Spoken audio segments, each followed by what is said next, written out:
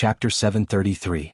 After the trip to the north, Rinpoche and the Empress returned to their villa in Shanghai and hurried back to Dayo. When he returned to Earth again, it was exactly 21 days later. As soon as he returned, he received news that the location of Wuxia City had been chosen. There were a few locations to choose from. One was the prairie in the north and the other was the plateau in the west. It was easier to prohibit ordinary people from entering. However, they were all rejected by Rinpoche. In such a sparsely populated place, an inexplicable nuclear test could destroy the entire Wuxia City. Although the possibility wasn't high, it couldn't be avoided. Under his strong request, the location was set in Jiangqing, which was already very densely populated. With a rough location, it was much easier to choose a location. However, Rinpoche was still a little surprised that the address could be chosen in 21 days. After all, this was a new city. Furthermore, it was a special city that rejected ordinary people. There were too many aspects to consider, such as traffic, the environment, the surrounding cities, and the impact on ordinary people. This confirmed Rinpoche's intuition that the other party probably had this idea for a long time and didn't come up with it on the spur of the moment. Even the blueprint of Wuxia City had been sent to Rinpoche. This was because Rinpoche had a piece of land in Wuxia City, which was close to the city center. It was about 1 square kilometer of land. According to the plan, Wuxia City occupied more than 300 square kilometers and could accommodate millions of people. It was designed to be the smallest supercity in the future. From this, it could be seen that the value of 1 square kilometer of land could reach a terrifying figure in the future. 1 square kilometer didn't sound like much, but Rinpoche had a lease period of 300 years. The length and width of the land were 1,000 meters, which was equivalent to 140 standard soccer fields. Whether he built a mansion, a high-rise building, an apartment, or a shopping mall on this land was entirely up to him. The more than 300 square kilometers of Wuxia City also included a lot of infrastructure, such as roads, schools, parks, hospitals, and so on. In addition, there was another special thing about Wuxia City: it was a city with walls. The original purpose of the city walls was to defend against wild beasts and foreign enemies, which was very far from a peaceful modern society. However, in order to facilitate management and isolate ordinary people, Wuxia City was still designed with walls. The walls were up to 20 meters high and surrounded the entire city, separating the inside and the outside into 2 parts. Rinpoche held the plan and looked at it for 2 days. Finally, he chose a plot of land and sent it back. Rinpoche estimated that with the nation's power, it would take at least 2 to 3 years for most of the facilities to be completed. That was 1 year in Dayo time. It just so happened that after his wedding with the Empress.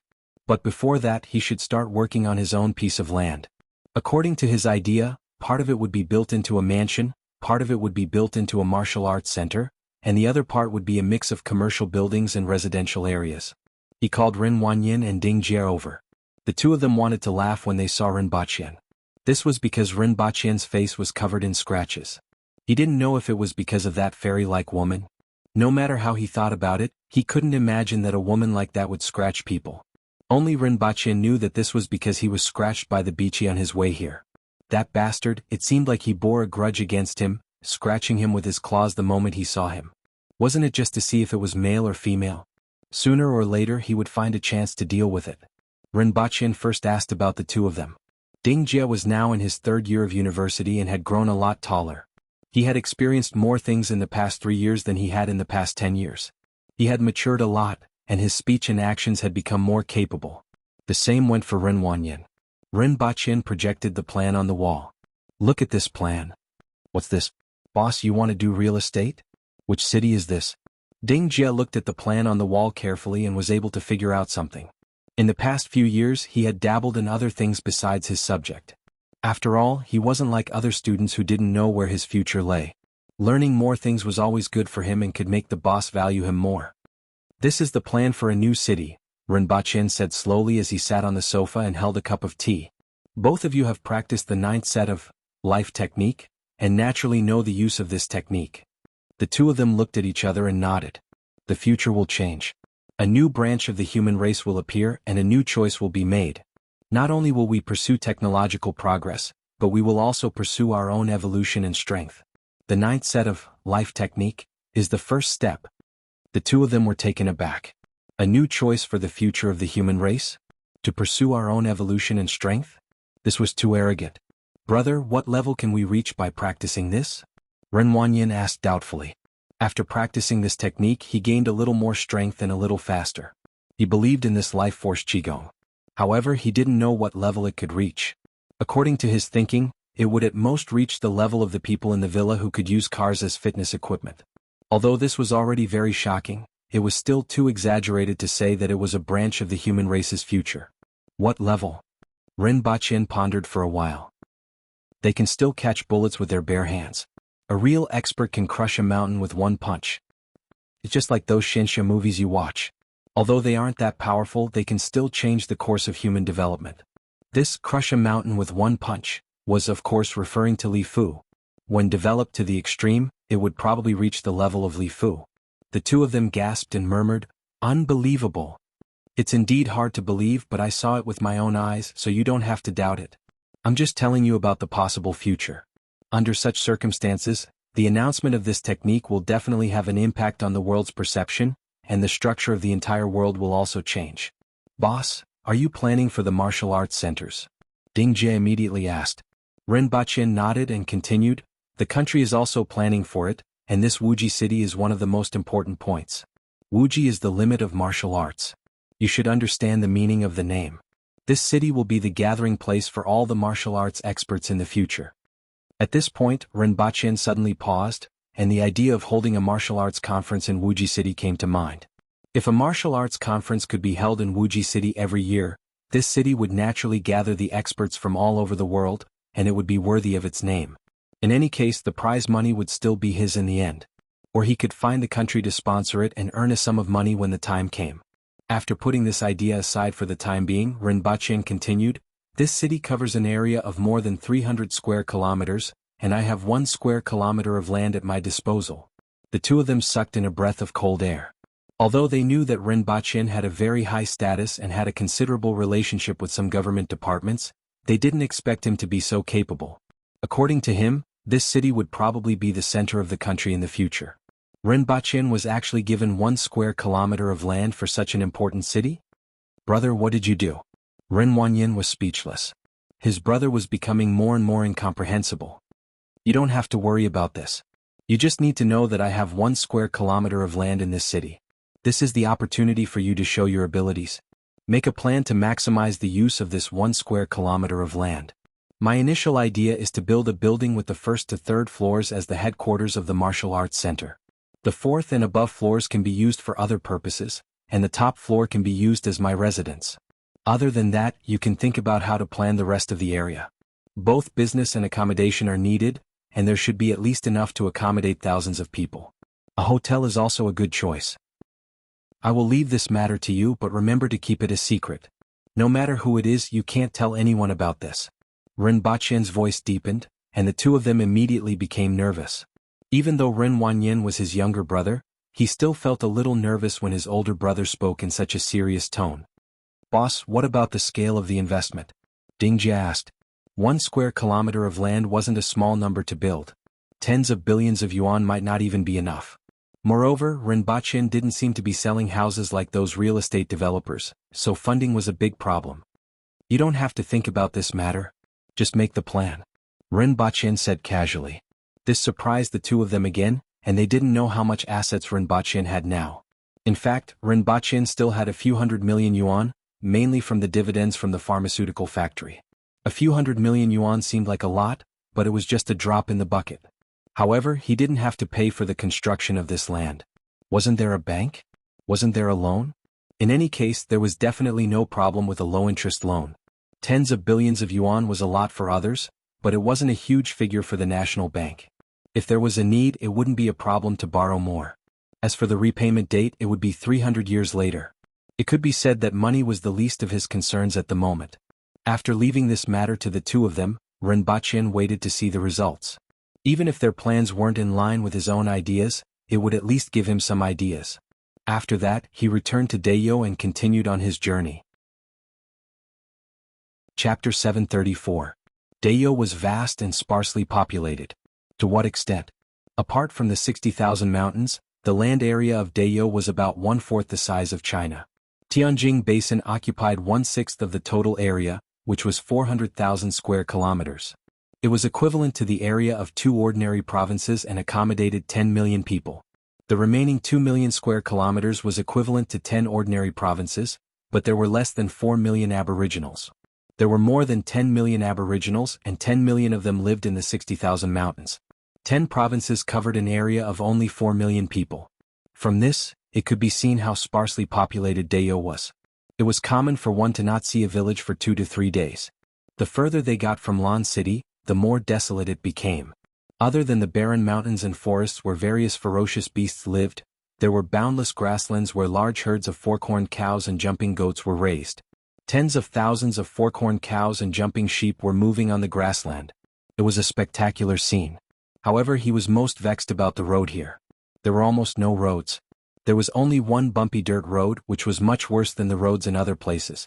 After the rain, it was all muddy and the wheels often got stuck in the mud. Just like that, he treaded forward for a week and finally neared his final destination before entering the 60,000 mountains. When the towering mountain peaks could be seen in the distance, Rinpoche and the others finally arrived at the last and largest city in the 60,000 mountains. It was also the port of communication between the 60,000 mountains and the outside world, Ya City. It was also called Barbarian City. This city had been left behind by the previous dynasty of the Hao Nation. Barbarians was how they addressed the aboriginals. It also meant that one would be in the wilderness after passing through this city. Even though the Hao Nation had perished for 70 years, the name of this city had been passed down. Even the aboriginals called this city Man City most of the time. Lieutenant Zhang Jushan of the Protectorate of the South greets Your Majesty. 1,000 soldiers came to welcome him. They were also dressed in leather armor and had long sabers. However, he felt that there was something different about them. They seemed to be more ferocious than the soldiers in other places. The Empress lifted the curtain to let the soldiers outside see her. Then she said faintly, "Let's enter the city first." Yes. After traveling for another half a day, they were getting closer and closer to Ya City. However, what attracted him the most was still the mountains in the distance. Mountain peaks stood erect like pillars between the heavens and the earth, piercing straight into the clouds. At a rough glance, there were at least 100 such mountains. It was an extremely spectacular sight. Between these mountain peaks, there were many shorter mountain ranges that meandered up and down with no end in sight. Looking at it from here, there were only mountains and nothing else could be seen. That was the 60,000 mountains. When he arrived at the foot of Ya City, he finally shifted his attention to it. The city walls were all built with gray boulders and were filled with coldness.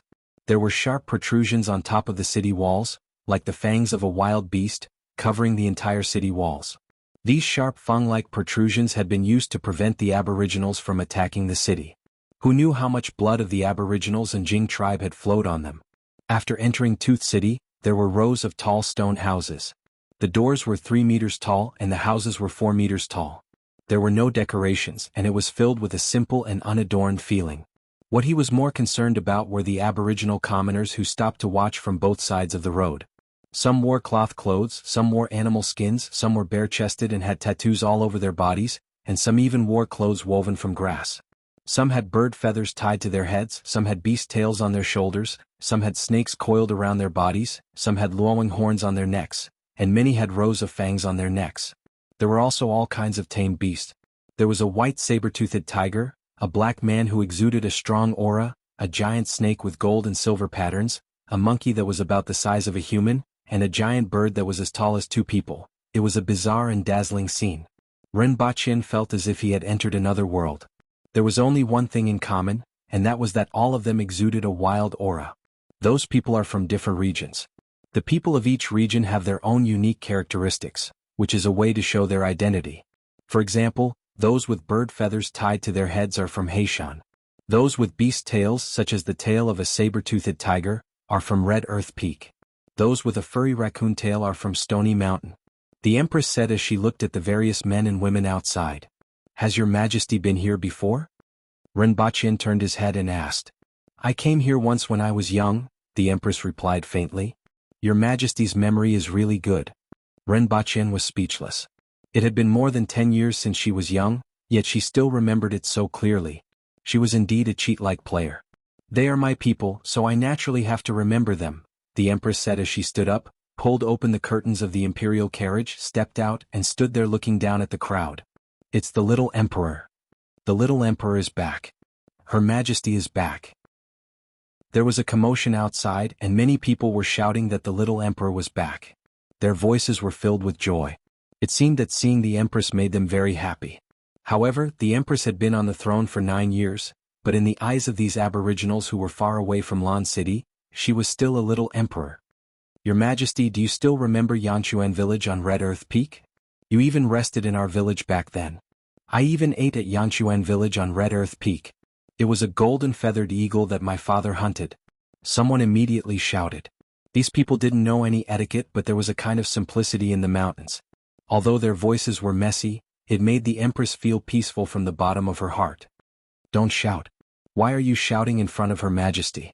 The general who had welcomed the empress immediately reprimanded the commoners by the roadside. "It's nothing." The empress waved her hand, looked around and said calmly, "I came back this time to enter the mountains and see if you are doing well. It's fine, but salt is too expensive now. Also, no one is buying animal hides." Someone immediately shouted. "This is temporary. There is a war in the north now. When we win, there will be a large number of salt fields and the price of salt will drop. You can keep the animal hides for now. Someone will buy them in a few days," the empress said calmly to the crowd. "That's great. If there is a shortage of manpower during the war, let us know. My son was one step too late last time and didn't become a soldier." "I will." The empress laughed. "Little emperor, are you going to get married?" Someone suddenly shouted. The empress nodded her head and smiled. "Yes, someone will send news about my marriage soon." Chapter 735. Boo. As soon as Rinpoche came out and stood there, he was met with loud cheers. It made him feel like he wasn't in Yasiti but Diyun society. Rinpoche's body was considered extremely strong for an ordinary person, but in the eyes of the aboriginals he was still thin and weak. In particular, his appearance was too feminine according to the aesthetic standards of the aboriginals. He lacked that fierce aura and was simply a gigolo. The aboriginals didn't have such a term, but it felt similar. Rinpoche felt that he was quite innocent. With his current appearance he would be considered a strong man on earth, but in the eyes of the aboriginals he was still a gigolo. It could only be said that this was a racial restriction. The empress and Rinpoche showed up in the city and then moved into the general's residence. Although there was no general in this city, there was a general's residence that had at least a few hundred years of history. Fortunately, the style of the residence was the same as that of the city. It was built with huge stones and hadn't changed much even after hundreds of years of wind and frost. It was just that it had been poorly taken care of. Even though it had been tidied up before the empress arrived, it still looked a little old. The group stayed in Yasiti for 3 days. Rinpoche first made a trip back to Earth and brought back the crocodile meat to give away. The crocodile limbs that were sent to the Messier 87 department were finally found to be effective after various tests. One of them was that the crocodile meat contained a lot of energy and could strengthen the muscles and bones, which was extremely useful for practitioners. This was needless to say since it was an earthwheel level beast after all. It also had the effect of prolonging one's life. Although it wasn't as effective as elixirs such as the jade embryo, which could extend one's life by 20 years and preserve one's appearance, it was still extremely effective and was already a rare treasure for earthlings. Secondly, the crocodile liver could produce new blood, which was also extremely important for older practitioners. The heart of the crocodile could nourish the heart and calm the nerves, and it could even cure some heart diseases. The tail of the crocodile had the best effect of prolonging one's life, strengthening one's body, and reducing cell aging.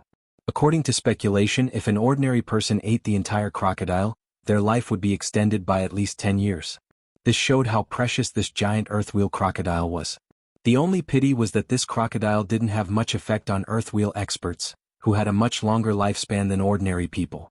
It just so happened that Rinpoche had obtained a plot of land in Wuxia City. As such, he did them a favor at little cost and brought back some of the items from the crocodile to give to the big shots in the capital. In addition, the crocodile kidney had a strong effect of nourishing the kidneys, and the crocodile penis had a strong effect of boosting one's sexual function. Rinpoche was going to keep it for himself to roast the kidneys and make wine. After returning from Earth, Rinpoche strolled around Yasiti. In fact, Tooth City wasn't small. After all, it was the largest city outside the 60,000 mountains and could accommodate hundreds of thousands of people. However, with the departure of the merchants, the Tooth City became deserted. There were only a few tens of thousands of people in the city, therefore it looked a little deserted. However, it was still an eye-opener for Rinpoche after spending 3 days in the city. All kinds of rare herbs, rare beasts, hides, and rare ores could be seen in some of the stalls in the city from time to time. Unfortunately, with the departure of those merchants, only a small number of aboriginal caravans were collecting the herbs. For example, the Empress's caravan, the people from the clinic, and a shop called San Fantang that was arranged by Rinpoche. Needless to say, the Empress's caravan collected the herbs mainly for the palace and for Rinpoche's training. San Fantang provided various herbs for the rearguard commandery. The name came from the fact that the purchase price was 30% of the market price. In this world where communication was underdeveloped and transportation was difficult, merchants often purchased goods at 10% of the market price or even lower. Even on Earth, most of the time, the purchase price was only 10% or 20% of the market price. Rinpoche was already benefiting the people by using 30% of the market price. As a result, even though San Fantang had only been established for 2 months, it had a great reputation and was highly praised. In addition to those rare items, Rinpoche also saw many strange things in the city. For example, there was a kind of fruit man flower. The flower was a lifelike image of a naked man. It was said that eating this thing was good for boosting one's sexual function. Rinpoche was skeptical when he heard this. He then bought a sack and asked someone to load it into the carriage. What's this? After walking for a short distance, Rinpoche saw a pot of flowers placed by someone. The 2 blue flowers on the pot looked like 2 mandarin ducks on earth with their necks crossed. Cross-eared flowers. We use them to give our lovers. The man who set up the stall looked up at Rinpoche and seemed to recognize him. Are you Her Majesty's husband? You look skinny and weak. You look like him. Rinpoche smiled. How much are these flowers? They are for you. It's just a pot of flowers. The man said generously. Rinpoche cupped his hands and said, Thank you very much. The man waved his hand and said, Just make Her Majesty happy. When Rinpoche returned with the flowers, he saw a few students strolling in the city. When they saw Rinpoche carrying the flowers, they immediately came up and asked curiously, Teacher, what is this? I only envy mandarin ducks, not immortals. This is a mandarin duck flower. Rinpoche immediately changed the name of the flower. After changing the name, it immediately felt a lot more elegant. What are mandarin ducks and what are immortals? The students asked again. Rinpoche wasn't in the mood to explain to them. He waved them away and hurried back to the general's residence. The Empress was using the radio to deal with state affairs. Rinpoche waited for a while before she finished. When she saw the flowers in Rinpoche's hands, she immediately smiled and asked, Did you see something good again? Dang dang dang. Do you recognize it? Rinpoche turned around and put the flowers on the table as if he was presenting a treasure. Cross-eared flowers? The Empress smiled again. You actually know. Rinpoche was slightly surprised. When I first came here, I also found this flower strange and asked about it. However, I didn't understand some of the things they said at the time, but now I understand a little. The Empress pursed her lips with a charming look in her eyes. Rinpoche stepped forward, covered her face with both hands, looked at her carefully and gently bumped her forehead before laughing. Back then the Empress didn't understand what love was. Now she understood. Get ready to set off tomorrow, the Empress said again. I want to see the scenery and customs of the mountains. Your Majesty likes this place very much. Rinpoche laughed. From the Empress's behavior after arriving at Yacity, he felt that her feelings for this place were exceptionally different. At the very least, the Empress's actions and words when they entered the city had never been seen in Lan City or the other cities along the way. When I was young, I felt that this was the most interesting place in the whole world. There were so many strange things and new discoveries every day. At that time, I thought that it would be great if I could always live here. The Empress recalled. However, the living conditions of the people in the mountains aren't very good. In the eyes of outsiders, the Aboriginals seem very powerful because they have to fight with the beasts for survival and have gradually honed their skills over thousands of years. Even so, their lives in the mountains are still very difficult. At that time, the first emperor rebelled to take revenge, but he also had the intention of fighting for a piece of space for them. Unfortunately, most people were unwilling to abandon the place where they had lived for generations. 70 years had passed and most people were still living in these mountains. When I came here, I saw how difficult it was for them to survive. Although I was very young at that time, I still remembered a lot of things. When I sat in this position, I wanted to make their lives better, but I couldn't do much after so many years. I have always felt a little guilty. The Empress recalled as she spoke slowly. This was something that the Empress rarely shared with anyone. There were many things that she kept in her heart and had been working hard to do them. However, due to the limitations of the era, there were many things that she couldn't do even if she wanted to. Chapter 736. The next day they left the Empress's carriage and all the carriages in City and set off again. The fork-horned cows were also left behind in City. Other than the Empress who was riding the Kirin Chi Shui, everyone else was riding jumping goats. Many of the goats had large leather bags hanging on their sides. In fact, these were the stomachs of strange beasts. They were extremely tough, could be enlarged and could only fit a few people. When shrunk, they were only the size of a fist. Rinpoche had seen them in Lan City before, but there were very few of them. These stomachs had always been very popular with caravans, but now that the merchants had all returned to their respective countries, they had accumulated more than 300 stomachs in Lan City over the past year. Now, Rinpoche had bought all of them and equipped them for the winged cavalry to carry their supplies. It took them half a day to get from City to the entrance of the 60,000 mountains.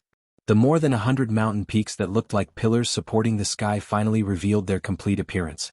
The mountain peaks stood there and there was almost no angle from top to bottom. It was as if they had been inserted there by someone. Trees and vegetation grew from the cracks in the rocks from bottom to top. Birds flew around the peaks, and the cries of apes could be heard from time to time. The overlapping mountain ranges that he saw in the distance were all behind the mountain peaks. These peaks formed a fan shape and stood outside the 60,000 mountains like a barrier. Rinpoche had asked in the city before and found out that there were a total of 108 peaks, which were called the forest pillar screens. This number was very interesting to Rinpoche. 108 represented a lot of things in China. In Chinese culture, 108 represented perfection. Many buildings had the number 108 on them. For example, the lowest level of the Temple of Heaven had 108 stone railings, and the Chinian Palace had 108 stone railings on each level. In Buddhism, 108 represented 108 types of afflictions and were called the 100 defilements. In Taoism, this number also represented the heavenly spirits and earthly fiends. The most famous one was the 108 heroes in water margin, which were the heavenly spirits and earthly fiends. There were exactly 108 forest pillar screens here. This made it hard for Rinpoche not to suspect that these forest pillar screens were man-made. Otherwise, why were there 108 of them? Not 107 or 118. But how could these 108 towering mountains in the sky be created by a human? If there was anyone who could create it, it would be the gods in the heavens. If this was a creation of nature, then it could only be said that it was truly the work of the gods, and it would make people gasp in admiration. Moreover, there was another strange thing about the forest pillar screen. This forest pillar screen occupied a large area, tens of thousands of acres. It was covered with dense forests, birds and beasts, and it was close to the outside world. Logically speaking, it was a good place to build a village. Unfortunately, there was not a single stockade in this forest of forest pillars.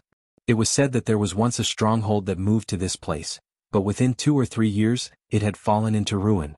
There were all kinds of reasons, including natural and man-made disasters. In the end, the people in the stronghold either died or fled. After a long time, no one dared to build a stronghold here. This bizarre number and this bizarre rumor made Rinpoche feel a certain amount of reverence and curiosity toward this forest of pillar screens. Within the range of the forest pillar screen, it was all dense jungle. There were trees that were more than 10 meters tall and shrubbery all over the field of vision. It was almost impossible to see beyond 5 meters. There were only extremely narrow paths in the forest. The vegetation here grew extremely fast. After a path was cut, it would be covered with new vegetation in a few days. Only after a long period of time did a path gradually form in places where people passed by. It seemed that the plants also knew how to seek advantages and avoid disadvantages. If the branches and leaves in one direction were always broken, then after a long time, that side would not grow again. The group rested outside the forest. From time to time, Rinpoche wanted to touch Chi Shui's belly. This wretched action made Chi Shui feel disgusted and immediately lay on the ground when it saw him. Well, I can't touch it like this. It had to be said that Chi Shui had a good temper. If it were a cat, it would have scratched him. After resting, the group plunged into this forest and soon approached a mountain peak. Rinpoche specially greeted the Empress and jumped onto a tree branch, wanting to cross over to take a look at the mountain. Then, a snake that had its tail stepped on gave him a bite. At that time, Rinpoche cursed as if he had cat a dog. After throwing the snake down the tree, Rinpoche looked behind him for help and asked, "I was bitten by a snake. What should I do?" "Sir Ren, this is a king snake. It's not venomous." The winged cavalry warrior who followed behind him laughed. "The name sounds pretty powerful." Ren Baqin smacked his lips and was relieved to hear that it wasn't venomous. This snake likes to eat other snakes no matter how venomous they are. It feeds on snakes, so it's called a king snake. One of the winged cavalry warriors laughed. "Sir Ren, are you going to see the mountain? I'll clear the way for you." Another winged cavalry warrior took out his steel saber and jumped toward the tree trunk in front. A saber light flashed in midair, and half of the branch immediately fell. The branch was still twisting in the air. "That's a deadwood snake. It's very venomous. If you get bitten, you have to find fern bud grass nearby to detoxify it. Otherwise, the bite will swell like a water tank," another winged cavalry warrior said. Ren Baqin nodded. It seemed that there were many kinds of venomous snakes in this forest, and he had better follow the winged cavalry. Following the route of the winged cavalry warriors, they arrived in front of a mountain after half an hour. Ren Baqin then carefully sized it up. This mountain was mainly made of a kind of gray rock. Its surface was rugged and had very small angles. However, from a distance it looked like a pillar that pierced the sky. The most interesting thing was that there was a platform at the bottom of this mountain that was made of the same material as the mountain. It was roughly oval in shape, and there were all kinds of miscellaneous trees growing on it.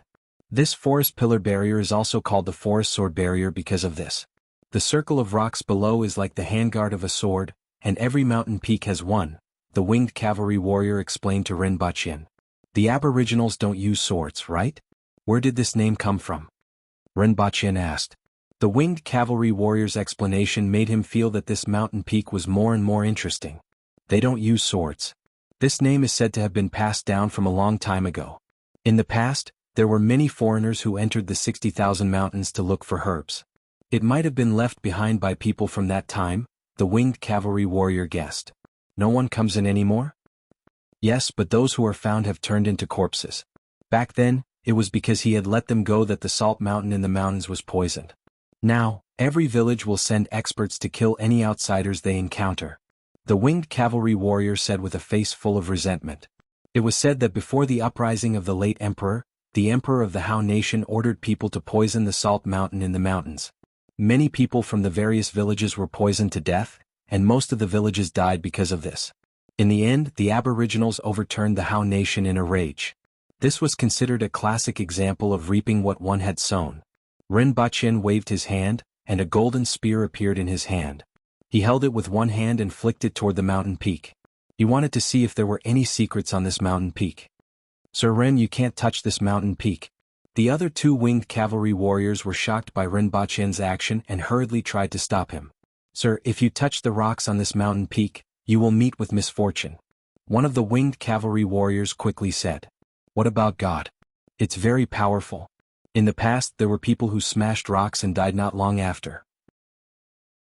They even implicated the entire village. In less than half a month, hundreds of people died, causing panic. Later, someone found the rock that was brought back and brought it back. The rest of the people were safe and sound," the winged cavalry warrior quickly said, sweating profusely. Looking at his expression, it was obvious that he was shocked. Although these aboriginals were rough, they were still very respectful of certain things. In particular, they had lived here for generations in the 60,000 mountains and knew that there were many things in the mountains that couldn't be touched. Ren Baqin was also shocked by his reaction. If this was the case, then he really couldn't touch it. There were still many strange things in this world. For example, the beachy. For example, this mountain peak in front of him. He immediately put away his spear, cupped his hands toward the mountain peak and said, "I'm new here and ignorant. Please forgive me if I offended you." After cupping his hands, Ren Baqin felt a gust of wind above his head and quickly took a step back. A rock that was half the size of a person fell from the mountain peak, smashed on the ground and rolled twice. "It's over. This mountain peak is angry."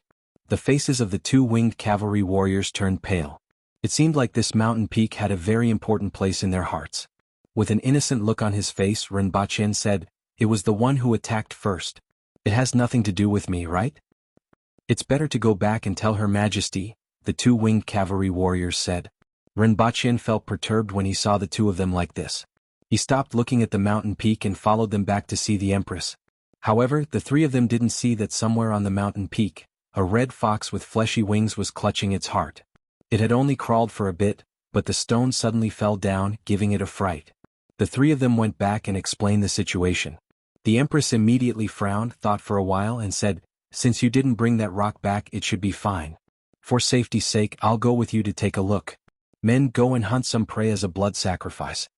A moment later, the group brought a flower eagle, a black gentleman, and an ape to the mountain peak. The Empress ordered someone to place the prey on the mountain peak, asked the winged cavalry warriors about it, and said some sincere words to the mountain peak. She only left after seeing that nothing else happened. After this incident, Rinpoche gave up on the idea of sightseeing and followed the Empress step by step. Fortunately, nothing much happened the following day and everyone's hearts were finally at ease. Because of the beachy, there were many twists and turns along the way. Broken axles weren't a problem, but all kinds of natural disasters and beasts happened from time to time. Fortunately, everyone was very strong and nothing serious happened along the way. However, there were a few winged cavalry warriors who were injured and recuperating. At this time, everyone finally arrived at the first resting point, Ping Village on Mount Pingliang. At this time, the beachy was arching its body and gritting its teeth at a golden feathered eagle that was circling in the sky. For the past 2 days, whenever it reached a high altitude, this golden feathered eagle would appear, causing it to be annoyed and itch to immediately bite and eat that fellow in the sky. However, even though it had wings, it couldn't fly. Over the past 2 days, it had been harassed by this golden feathered eagle many times. Chapter 737. The beachy arched its body and stared at the golden feathered eagle in the sky. However, the golden feathered eagle only circled in the air and let out a clear cry from time to time. The golden feathered eagle wasn't considered a superior predator in the 60,000 mountains. This eagle had a wingspan of 7 to 8 meters, and its iron claws could tear apart a black-haired man of the same level. To ordinary aboriginals, the golden feathered eagle was a very dangerous existence. However, there were too many ferocious beasts in the 60,000 mountains, and there were many predators in the sky that were more powerful than the golden feathered eagle. Furthermore, the golden feathered eagle had an extremely delicate smell. This made the golden feathered eagle the prey of other beasts if it wasn't careful. Therefore, the golden feathered eagle was usually very cautious and mostly hunted weak prey like baby asps in the open space of the forest. This time, however, it was different. It had its eyes on the beachy and refused to leave even though it knew that the little fellow below was not easy to deal with. After a while, the beachy rolled its eyes and suddenly leaped toward other trees without looking back. It jumped high and low from tree to tree, exposing its back to the golden feathered eagle's field of vision from time to time. The golden feathered eagle in the sky couldn't bear it anymore and swooped down. The golden feathered eagle could reach 600 kilometers per hour when hunting, but this speed was still too slow in the beachy's eyes. This was especially true in front of the golden feathered eagle, which played with speed. Just as the golden feathered eagle was about to pounce on it, the beachy suddenly disappeared from the tree branch. The golden feathered eagle's huge body and claws broke the fist-thick tree branch and crashed into the dense forest below. The beachy turned into a red line and scurried to another tree before turning back and grabbing at the golden feathered eagle's neck from the side. In an instant, the golden feathered eagle's neck was torn in half. Fresh blood sprayed out and emitted an alluring bloody smell in the forest. The golden feathered eagle wanted to use its iron hook to tear the beachy apart before it died, but it missed.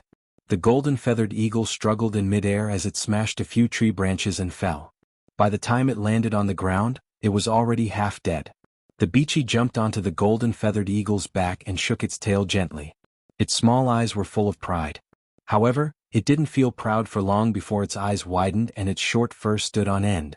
Just a few dozen meters away from him, a jet-black fellow was looking at him with a pair of cold and cruel eyes. It was a 4-meter-tall bird. The black fish all over its body emitted a metallic glow. His eyes were filled with ridicule. The beachy was startled by the fact that there was a dire beast here that it hadn't discovered before.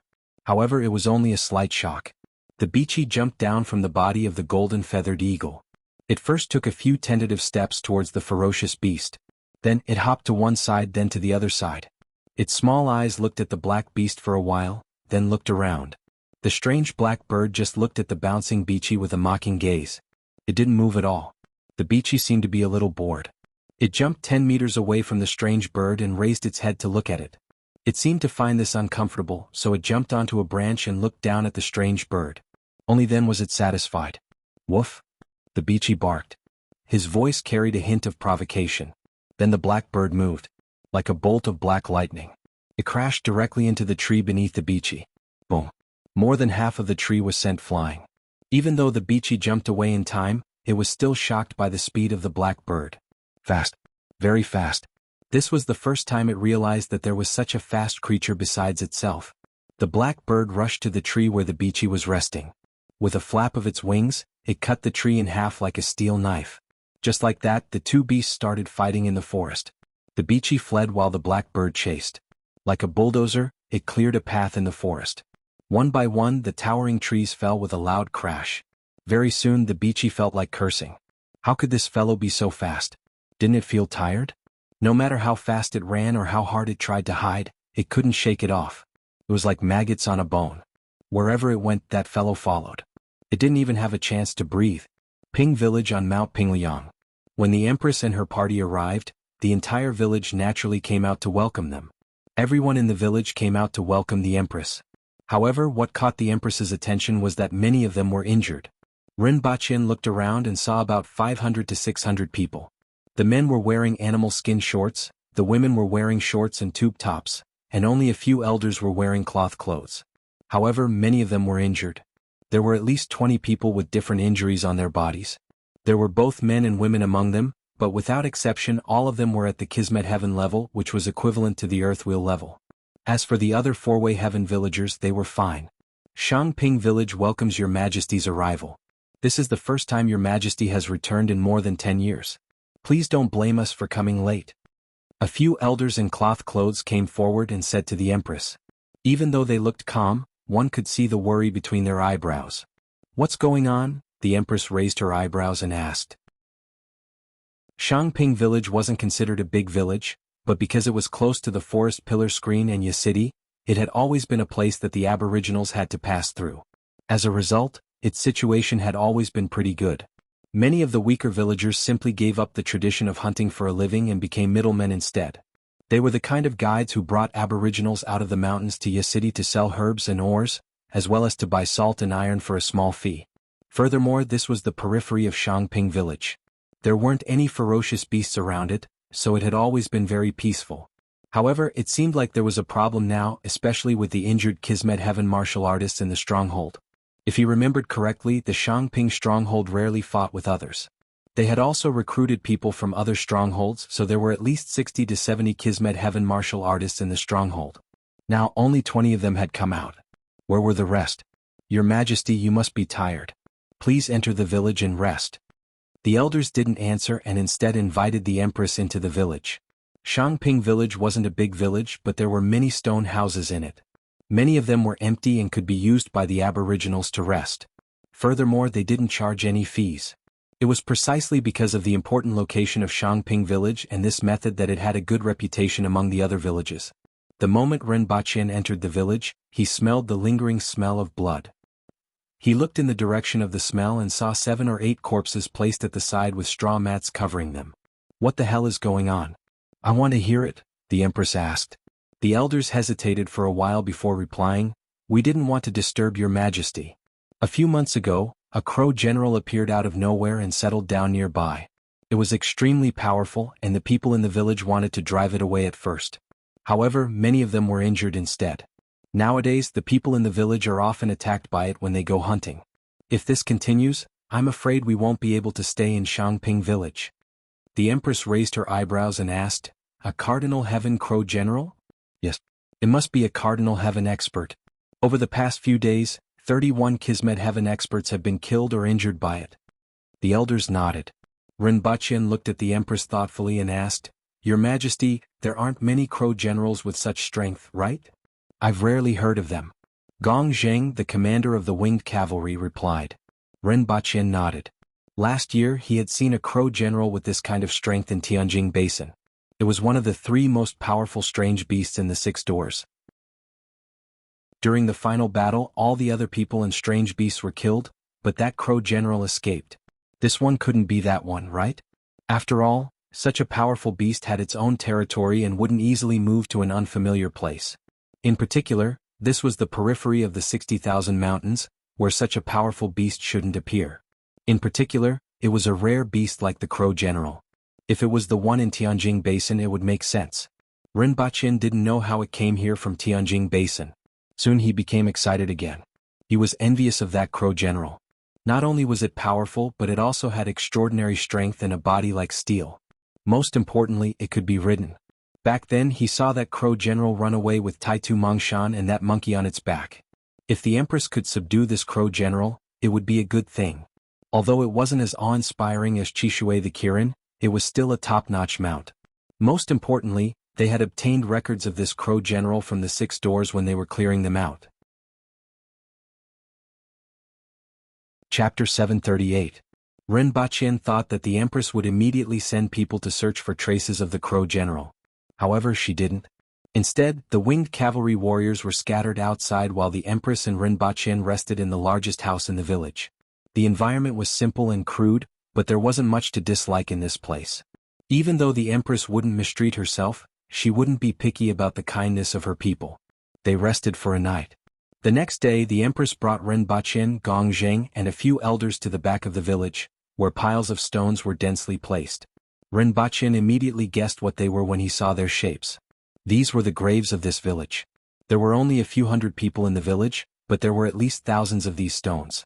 Some of the stones were larger and were scattered among them, making up about 1/10 of the total. Most of the stones were stacked together with a dozen fist-sized stones. First, someone brought a wooden basin of water over.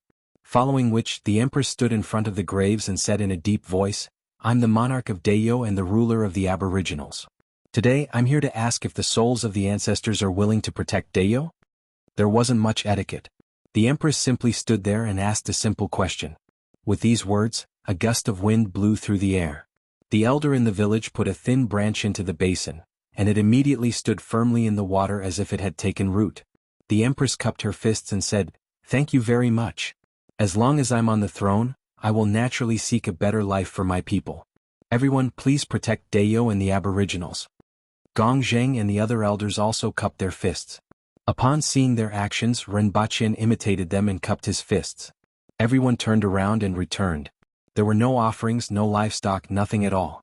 It was just a simple question, a simple tree branch and a simple answer. After returning to the village, Rinpoche asked, "Your Majesty, what happened just now? I didn't come before, but now that I'm here, I have to greet you." The Empress said casually, "Are the souls of the ancestors really still there?" Rinpoche asked softly. The Empress looked at him strangely and asked, "Why do you ask? Didn't they answer?" "I just find it a little unbelievable." When Rinpoche recalled the scene where the tree branch stood motionlessly in the water, he still felt that it was somewhat unbelievable.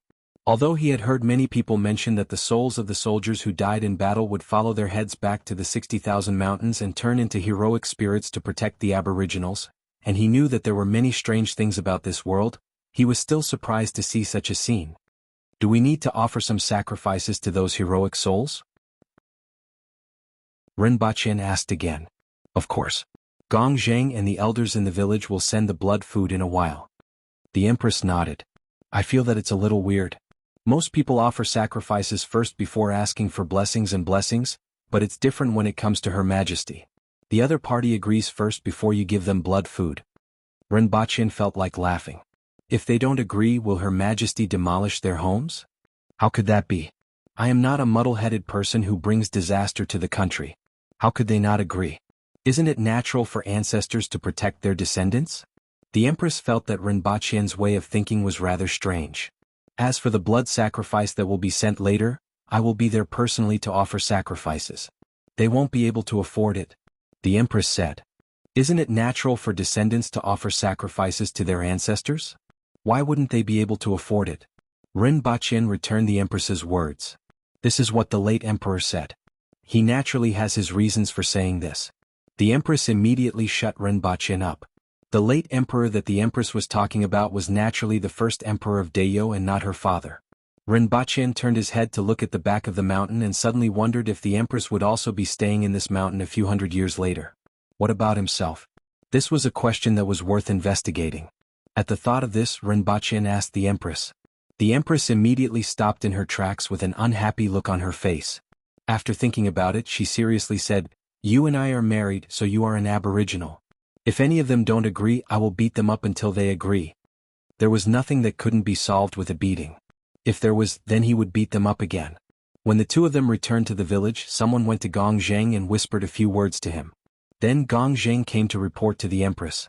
Ren Baqian then realized that even though the empress didn't say anything, the winged cavalry was already investigating the news of the Crow general. The results were sent back very quickly. Dozens of kilometers away, there was a large area of destroyed trees. The Crow general seemed to have gone crazy and was wantonly destroying the forest and drawing a circle. Some people also guessed that it was chasing something. However, the Crow general was known for its speed, and there weren't many things in this world that a Cardinal Heaven Crow general couldn't catch up to. After knowing the general's location, the Empress personally led the team to capture the Crow general. However, her thoughts were different from Rinpoche's. Rinpoche felt that the Crow general was easy to ride, and the Empress had long heard that it tasted good, especially its wings, which were the most tender and delicious. It was a pity that there were very few Crow generals, and they had never been heard of in the vicinity of Lon City. Furthermore, this was a Cardinal Heaven Crow general. It had escaped the last time, so she couldn't let it escape again. The Beachy finally understood what it meant to feel like. It was feeling like this now. Initially, it saw how big that fellow was and felt that it was very strong, but it still relied on its speed to jump around in front of it.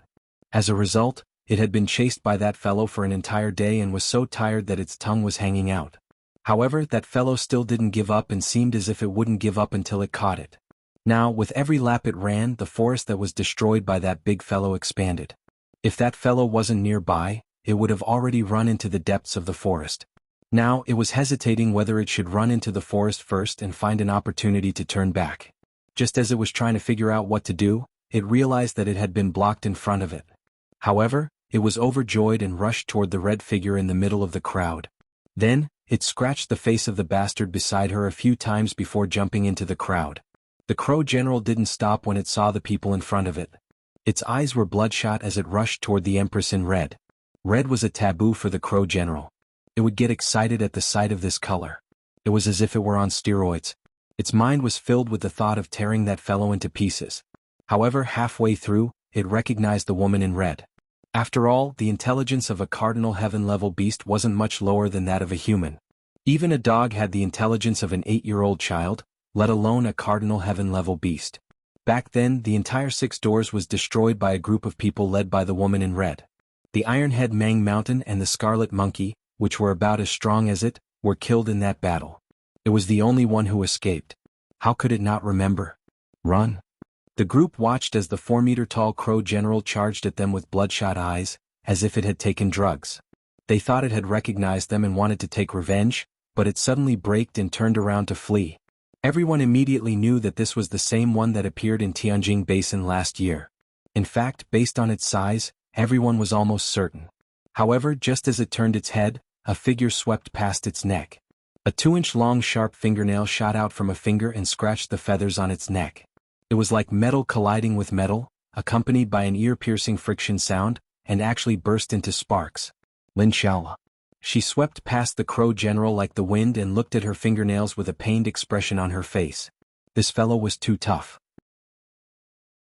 She attacked again, and every move she made was aimed at the Crow general's unusually large eyes. The Crow general was anxious to escape and fought desperately. It flapped its iron wings toward Lin Shaola, causing a gust of wind to blow away the weeds on the ground. It then jumped up and clawed at Lin Shaola with its iron claws. Even if she was made of iron, it would still leave a hole in her. Where do you think you're going now? The Empress sneered. She took a step forward, and an imposing aura emanated from her body that pressed down on the Crow general like a mountain. She took another step forward and was already behind the Crow general. She slapped the Crow general with her palm. The Crow general turned its body and collided with the Empress's iron wings. Even Rinpoche and the others in the distance could feel the airflow from the collision, let alone in the middle of the arena. The ground rolled up like a lake with a stone thrown into it. The Empress's upper body swayed, but the Crow general staggered. The Crow general's iron feathers were comparable to steel. It was extremely fast and powerful, and it had almost no natural enemies. Moreover, it was a Cardinal Heaven-level beast. However, it was still at a disadvantage when facing the Empress, who hadn't used her full strength. Purple patterns began to appear on the Empress's face, and her aura rose steadily. It was as if Rinpoche saw a mountain climbing higher and higher. My Extraterrestrial Ruins, a book by a crossdresser. Chapter 739.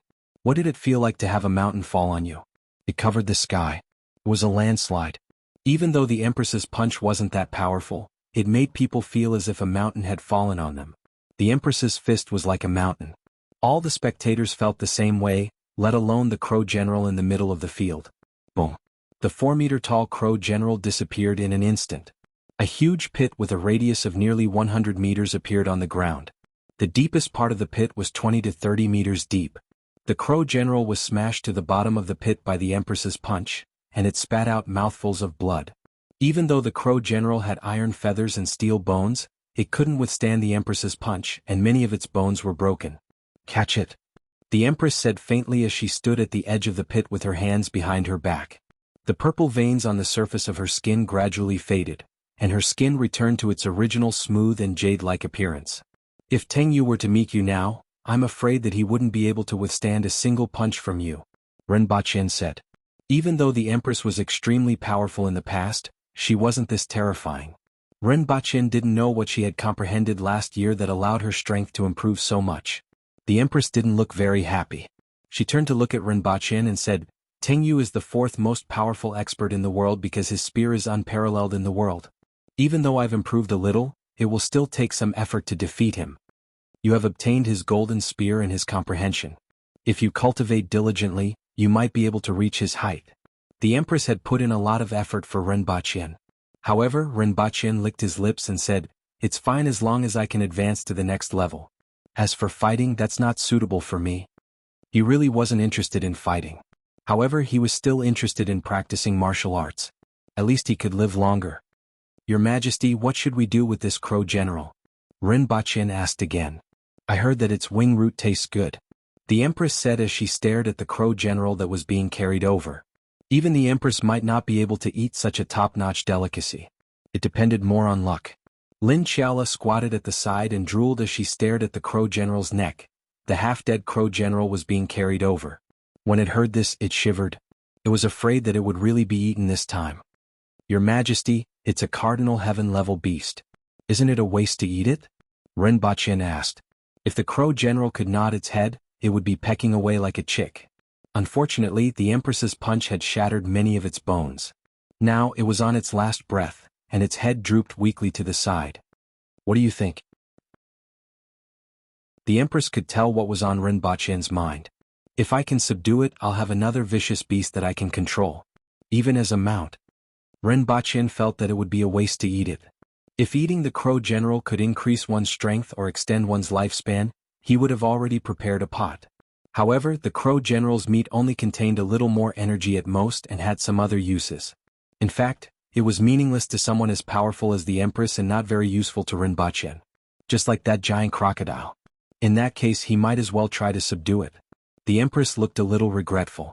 Compared to subduing the Crow General, she was more interested in tasting it. Was it as delicious as the rumors made it out to be? However, seeing that Renbachien was interested, she had no choice but to say, Go ahead and ask. If it's willing to surrender, I'll spare its life. Otherwise, I'll kill it. Its wings are quite big, so we can roast one and steam the other. The Empress had even thought of how to eat it. The Crow General wasn't very courageous to begin with.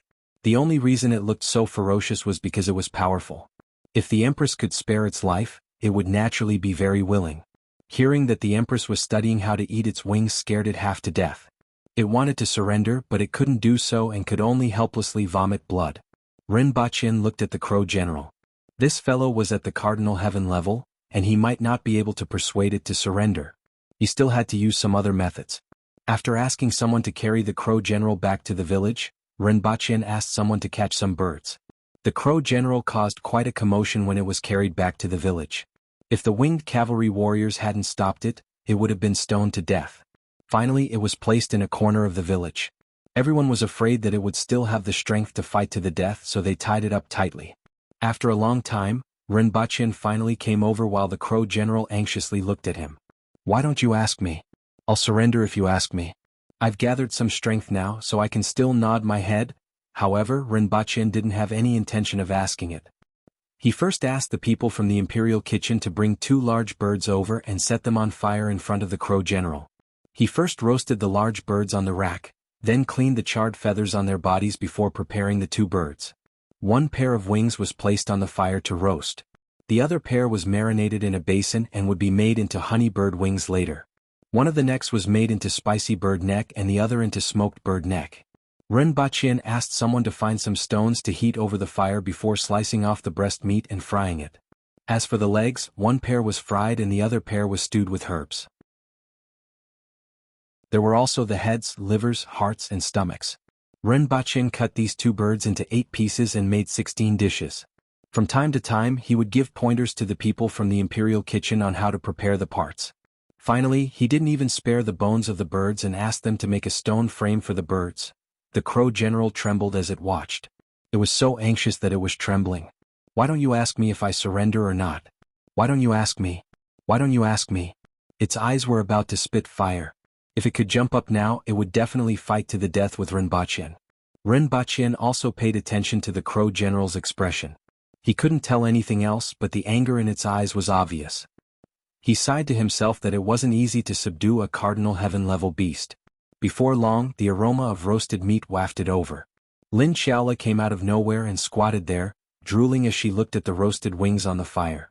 From time to time, she would look at the neck of the black general as if she was measuring its taste. Rinpoche asked someone to give one of the wings to the empress, threw the other to Lin Xiaola, and went to fry the breast meat. After a busy afternoon he made more than 10 dishes. Some of them were given to the empress while the rest were eaten in front of the crow general. After all, it was a bird and no matter how powerful it was still a type of bird.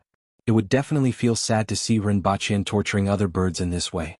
To put it simply, he was killing the chicken to warn the monkeys. This was the consequence of cooking a feast of bird meat in front of the crow general if it didn't surrender. Chapter 740. "How is it?" the empress asked casually when she saw Rinpoche enter. However, the result was obvious from his expression. "That fellow is quite unyielding. I roasted the birds in front of it for the whole afternoon, but it ignored me," Rinpoche said. However, it made sense when he thought about it. They had killed its original owner and companions, and it was the only one who escaped. Now it was beaten half to death. Even if it was a beast, it still had its pride. What's more, it was a cardinal heaven-level beast. Otherwise, I'll just kill it.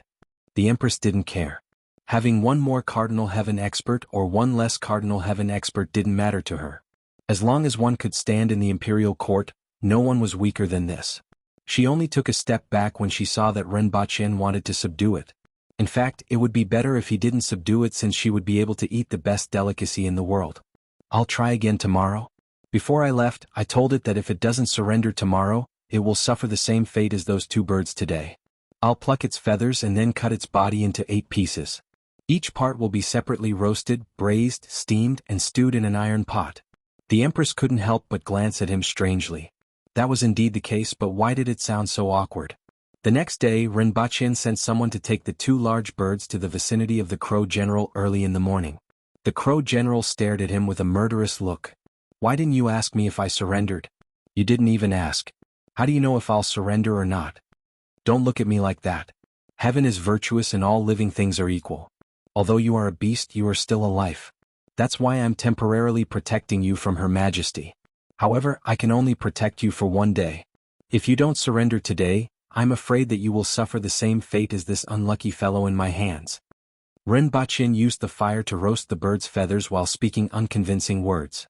In fact, when he saw the look in the crow general's eyes, he felt that he might have underestimated the situation. This crow general probably wouldn't be easy to subdue. If it didn't repent, he would kill it for another day and feed it to the empress. The empress had been thinking about this bird for a long time. The crow general lay on the ground, so angry that the sack on its neck bulged. The crow general's throat had a sack of meat that was used to store food. Normally, it would be hard to tell if it was empty. If it was filled with food, it would be able to bulge out a huge meat sack. However, when the flesh pouch bulged, there was a gap in the feathers that were originally tightly covering it, and there was also an opening on the neck. Now, it was as if the meat sack was filled with air and had completely swelled up. Even the iron feather on his throat couldn't block it, revealing the scarlet skin underneath. Look, this is the neck. It can be roasted, smoked, or stir-fried. It can even be stewed with a good taste. After all, the neck of a bird is flexible and the meat on it is tender. Rinpoche said unhurriedly as he swiftly chopped off the neck. After dealing with the neck, he dealt with the bird's head, then the bird's body, the bird's wings and the bird's legs. The crow general couldn't move and could only listen to Rinpoche's words, feeling both angry and cold. I won't end up being dismembered and eaten like this, right? Damn bastard. I want to surrender, but why don't you ask me? Ever since it was seriously injured by that punch yesterday, it had been left here. After a day, its injuries didn't improve and instead worsened. It even wondered if it would die in such a sullen manner. After another morning, Rinpoche made more than a dozen dishes. He sighed when he saw that the crow general was still looking at him with a murderous gaze. He sat cross-legged near the crow general and asked, I'll ask you again. Are you going to surrender? If you don't, you will be my dish tonight. If you surrender, you will be my mount in the future. When the crow general heard what Rinpoche wanted to hear, it almost shed tears. This was the first time it realized how difficult it was to surrender. That bastard had been cooking in front of it for 2 days and was finally asking it a question. It was afraid that Rinpoche would misunderstand and wanted to nod frantically. However, after a night, the strength that it had accumulated with great difficulty yesterday had gradually dissipated. It could only move its head slightly and nod. Are you nodding or shaking your head? Rinpoche was pleasantly surprised when he saw that the huge bird lying on the ground moved its head. It didn't respond for the entire afternoon yesterday, but it was finally willing to move now. If you surrender, move your head a little, Rinpoche said again. The crow general moved again. This time, Rinpoche was pleasantly surprised. This fellow had been staring at him with a murderous gaze, and he thought that he had no chance. He didn't expect it to surrender all of a sudden. Could this be a trap? Animals wouldn't surrender first and then rebel after their injuries were healed, right? Are you really surrendering? Rinpoche asked. The crow general had used up almost all of its strength after moving a few times. It didn't even have the strength to be angry now. After squeezing out the last bit of strength in its body, the crow general finally nodded slightly. Surrender. It really surrendered. Can you please stop asking? Can't you treat my injuries first? Rinpoche looked at it for a long time, trying to figure out what it was thinking. Although he couldn't tell what it was planning, he finally realized that its eyes were dim and its breathing was weak. It seemed like it wasn't far from death. He quickly asked someone to treat its injuries so that it wouldn't die. Then he rushed back to see the Empress. In any case, he had subdued the crow general this time. It was a capable general and a good mount. Your Majesty. Rinpoche saw the radio in front of the Empress as soon as he entered the room. She seemed to be thinking about something. Let's talk about it later, the Empress waved her hand and said without turning her head. She tapped her fingers on the table twice before speaking into the radio and asking, Great Elder, what do you think? What Lin Mingxing said should be true, but the specific decision still depends on what your Majesty thinks. In my opinion, although the Yun nation is bound to perish, Dayo doesn't have that many officials and can only make an exception to promote people from the bottom. As for the effect, we can only take it one step at a time. According to him, these people will be useful in the future. This time they surrendered to Dayo and won't rebel easily. Even if they rebel, they won't amount to much. Furthermore, they are warlords of their respective cities, so it's a good choice for them to manage the people of the Yun nation. With these people leading the way, I believe that Protector Z will be able to present the Yun nation's emperor before your Majesty's wedding and add a joyous atmosphere to your Majesty's wedding. Great Elder Shi Qing's voice was heard from the radio. The Empress nodded and immediately said, Z Dong Lai. I'm here. Another cold man's voice was heard. Chapter 741. Although the imperial power of the Yun nation was supreme, the warlords of each city were actually hereditary. Their heirs would take over and consolidate the strength of the family in a region from generation to generation. After hundreds of years, the warlords were more or less like local tyrants. The so-called imperial power was just a title and name. According to the history of China, it was almost a replica of the emperors and the feudal lords. However, the feudal lords were replaced by the warlords here.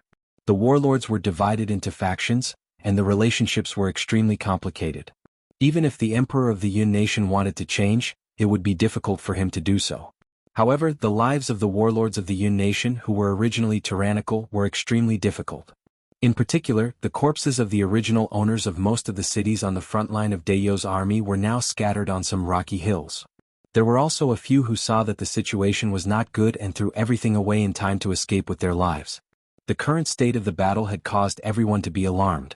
The officials in the remaining cities were also in a state of panic. In particular, two of the warlords who were facing the front line of Dayo's army ran away when they saw that the situation was not good. The rest also sent their families and children away. However, the warlords who had lost their cities were no different from drowning dogs. Just as they ran back to Wang capital with a glimmer of hope, Zheng Qingmian found an excuse to behead them.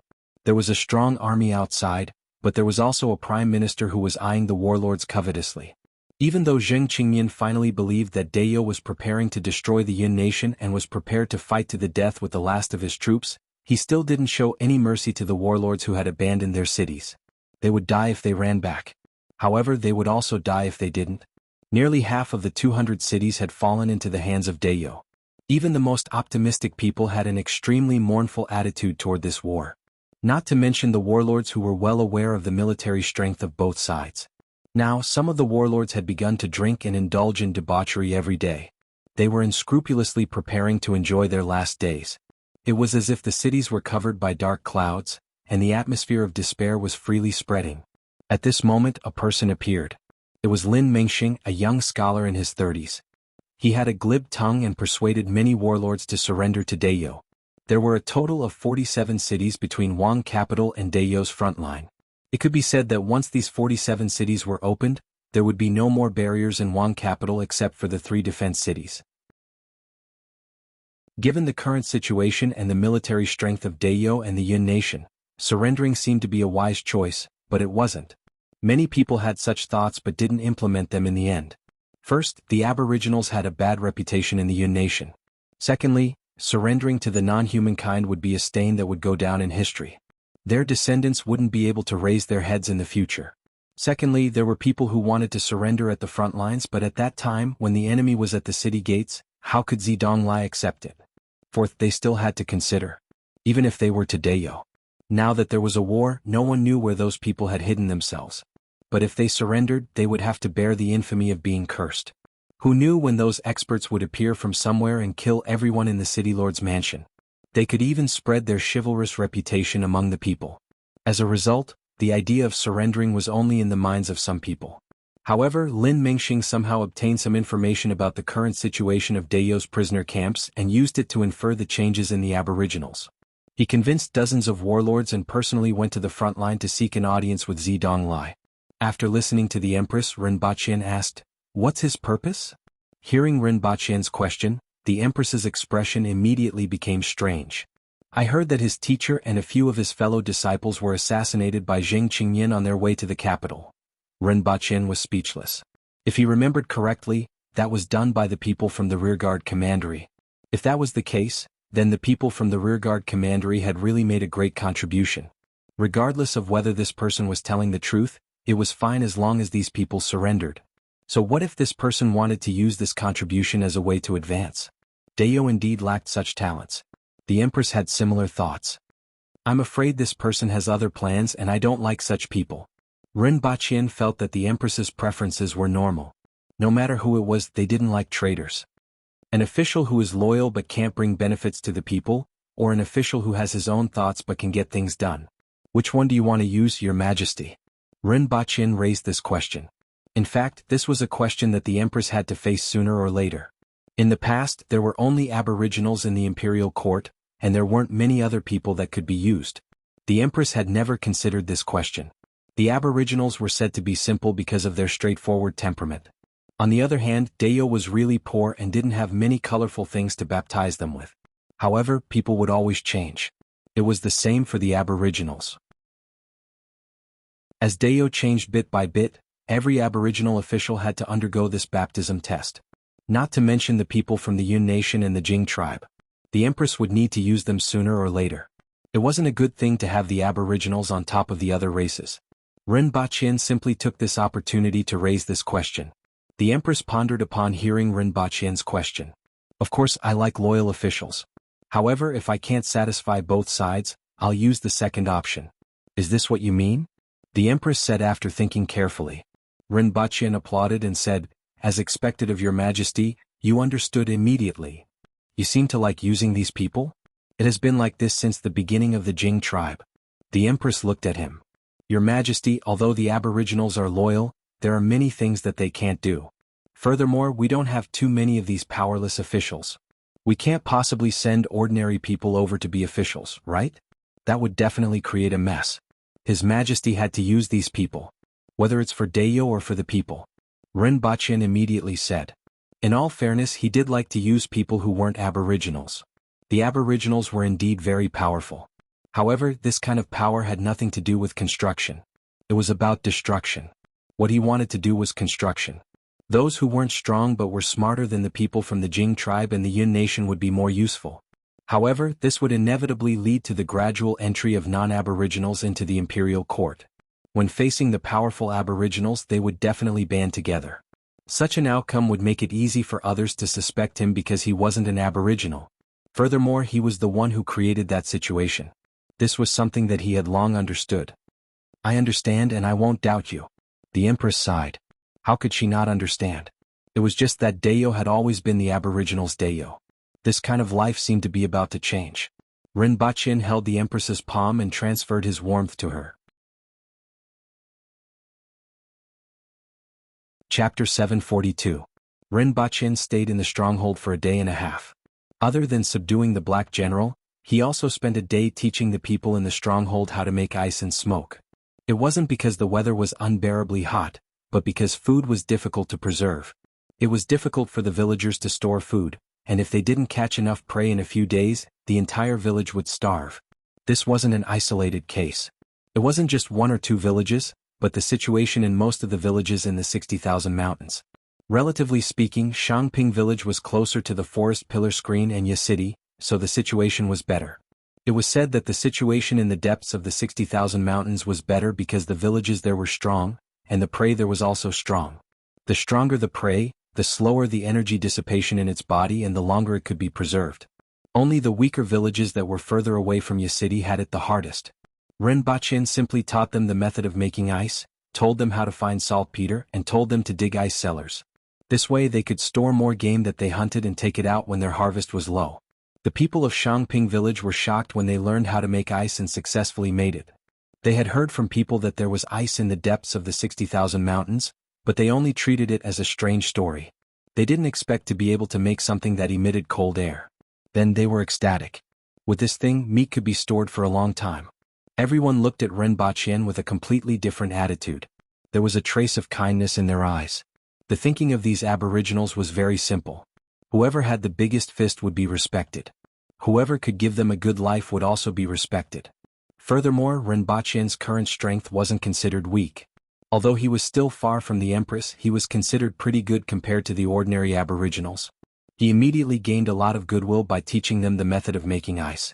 Compared to the time he had spent in Lan City, a simple method of making ice here was enough to make everyone in the village look at him warmly.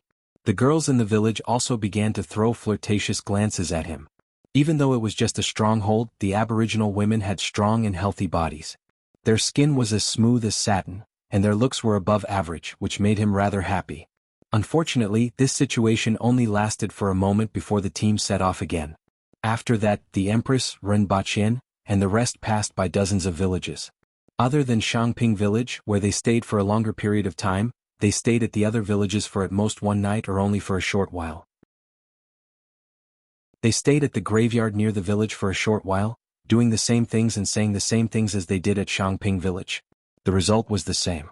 In every village, after the Empress said those words to the graveyard's gravestones, the tree branches stuck into the water as if they were stuck into gravel. After her hands left, they didn't move at all. That was the acknowledgement and answer of the deceased ancestors to the Empress. There were no soul-stirring promises, only tree branches standing in the water. During this time, the Crow General had finally recovered from its injuries. It behaved itself and didn't even try to escape. It was just that when she looked at Rinpoche, she always had a strange expression. It was as if there was a mixture of hatred and other emotions in her eyes. She didn't like him at all. This puzzled Rinpoche. The one who hid it was the Empress, and the one who saved it was Rinpoche. In the end, when it saw the Empress, it behaved itself and didn't like Rinpoche. Could it be that these ferocious beasts only recognized fists? Or did this Crow General have masochistic tendencies and get a kick out of being beaten by the Empress? This made Rinpoche ponder whether this Crow General was a male or a female, and he looked at it strangely. As a result, the Crow General didn't like him at all. However, under the Empress's order, it had no choice but to carry Rinpoche and become his mount. This time Rinpoche's Alto was replaced by a Maserati. With a Cardinal Heaven mount, Rinpoche was able to enjoy the thrill of causing chaos wherever he went. Although this Crow general wasn't a match for the Empress, it could still be considered a tyrant in the periphery and central regions of the 60,000 mountains. After traveling for 20 days in a row and covering a distance of more than 500 kilometers in a straight line, everyone finally passed through the periphery of the 60,000 mountains. Rinpoche landed behind the Empress and looked up at her from time to time as she sat on Qi Shui. The Empress had been a little quiet these past 2 days. Although she never spoke much, there was something different about her. This was especially true when he teased her. However, the Empress had been acting a little strange these past 2 days, as if she had something on her mind. It was said that one was timid when approaching home. However, Song Jiwen, who said, feeling even more timid when approaching home and not daring to ask who is coming, had escaped from Lingnan and didn't know if his crime had brought disaster to his family, so he naturally felt timid when approaching home. After that, this saying spread for a long time because people who had left home for a long time were afraid that their hometown was gone, and they panicked because they didn't know if their relatives and friends were dead or alive. However, this didn't exist for the Empress at all. Not to mention returning home in glory, the Empress shouldn't feel timid when approaching home. For example, the Empress hadn't said a word this morning. Rinpoche urged his mount forward to ride alongside the Empress. However, no matter how hard he tried to urge the Crow general to ride alongside Qi Shui, it didn't dare to do so no matter what. It wasn't that the Kirin had any power over the Crow general. It was just that the back of the Crow general was a little high. It was nearly 3 meters off the ground and half a meter taller than the Kirin. The Empress had to raise her head to talk to Rinpoche. Then the Crow general suffered a kick. It was sent flying more than 70 meters away and almost suffered another serious injury. At that time the Crow general was about to cry. Was it my fault for being tall? Seeing that the cowardly Crow general didn't dare to go forward, Rinpoche jumped onto Qi Shui's back. He sat behind the Empress and held her waist with both hands. He could feel the softness of her waist under the veil. It's hot. The Empress pushed his hands away. It's natural to feel cool when you're calm. Your Majesty, if you can't calm down, you'll naturally feel hot. Rinpoche unyieldingly placed his hands on her waist again. He was already prepared to be elbowed down at any time. However, it was indeed hot. He could feel the heat from the Empress's body even though he was sitting behind her. It would be strange if the two of them weren't feeling hot on such a hot day. On the contrary, Qi Shui's body emitted a slight coolness that made people feel more comfortable. Seeing that the Empress wasn't reacting, Rinpoche asked, "Do you have any thoughts, Your Majesty? Mount Yulong is in front, and the Ya family village is above it." The Empress said. The name of the first emperor was Yapeng, and the Ya family village was the ancestor of the royal family. "Your Majesty, you haven't been back for a long time, so you should be smiling more. I see that you're a little depressed. Is it related to the Ya family village?" Rinpoche thought for a moment. It definitely wasn't related to a village but to the people in the village. "There's someone in the village right now and I don't know how to face him," the Empress said faintly. Rinpoche's heart skipped a beat when he heard this. Could it be that the Empress had a childhood sweetheart? Logically speaking, it wasn't impossible for the Empress to have been here more than 10 years ago. Fortunately, he was the victor and was about to pluck the most beautiful and precious flower in Dayo. Otherwise he would really be jealous. Rinpoche relaxed his tone and smiled as he asked, "Who could actually make Your Majesty feel so uneasy?" "My brother." Chapter 743. When Rinpoche heard the Empress say, "My elder brother," he thought to himself, what the f***ck? I have a brother-in-law? Why didn't he know about this? I've never heard of it before. Speaking of which, the previous emperor actually had an heir? Or son? How did the Empress ascend the throne? Naturally, Rinpoche didn't know that before the Empress brought him to Great Xia, she had left a message for the officials to bring another person back if she couldn't make it back. If he hadn't fainted at that time, he might have been able to make some guesses. But he didn't hear it at that time, and he didn't hear anyone mention it after that, so he didn't think there was such a person. After all, this wasn't a matriarchal society. The Empress, who was a woman, had become the Empress of Dayo. He naturally assumed that the previous emperor only had one son, Qi Zixiao. However, at this moment the Empress actually mentioned his brother-in-law. Furthermore, he had never heard of it before. It was as if a monkey had jumped out from a crack in a rock, which shocked Rinpoche. "Your Majesty, is he your biological son?" Rinpoche couldn't help but ask after recovering from his shock. Bang! Rinpoche was sent flying more than 10 meters away by the Empress's elbow. He rubbed his chest, got up, jumped onto Qi Shui's back and asked, "Do I have to call you brother-in-law?" Bang! Rinpoche was elbowed again. Rinpoche stubbornly climbed back onto Qi Shui's back. "Your Majesty," the Empress ignored him. "Are you not on good terms with my brother-in-law?" This time the Empress finally replied, "I was fine when I was young." Just as he was about to listen to what she was going to say, the Empress shut her mouth again. She stared blankly into the distance, lost in thought. No one knew what she was thinking about. Seeing that the Empress didn't say anything, Rinpoche pondered whether he should treat his brother-in-law warmly or coldly. According to the Empress, their relationship was good when they were young, but it seemed like it wasn't good now. If he was too enthusiastic, the Empress might not be happy. However, if Rinpoche was indifferent, the Empress would probably still be unhappy if Rinpoche was indifferent to her brother-in-law. After all, the Empress still had feelings for him. It could be seen from her uneasiness these 2 days. To be able to make someone like the Empress feel uneasy, even if they were related by blood, it still proved something. No matter what he did, it didn't seem to work. This was a suicidal question. During the lunch break, Rinpoche went to the winged cavalry to ask about his brother-in-law in a roundabout way. However, when everyone heard what he wanted to ask, their expressions immediately changed and they shut their mouths. This piqued Rinpoche's curiosity. What kind of person could actually cause these burly winged cavalry warriors to turn pale at the mention of him? In the end, he finally heard something from his student. The Empress did have an elder brother. He was called Qi. As for the rest, there were only 2 things. Firstly, it was said that he was an extremely bloodthirsty person.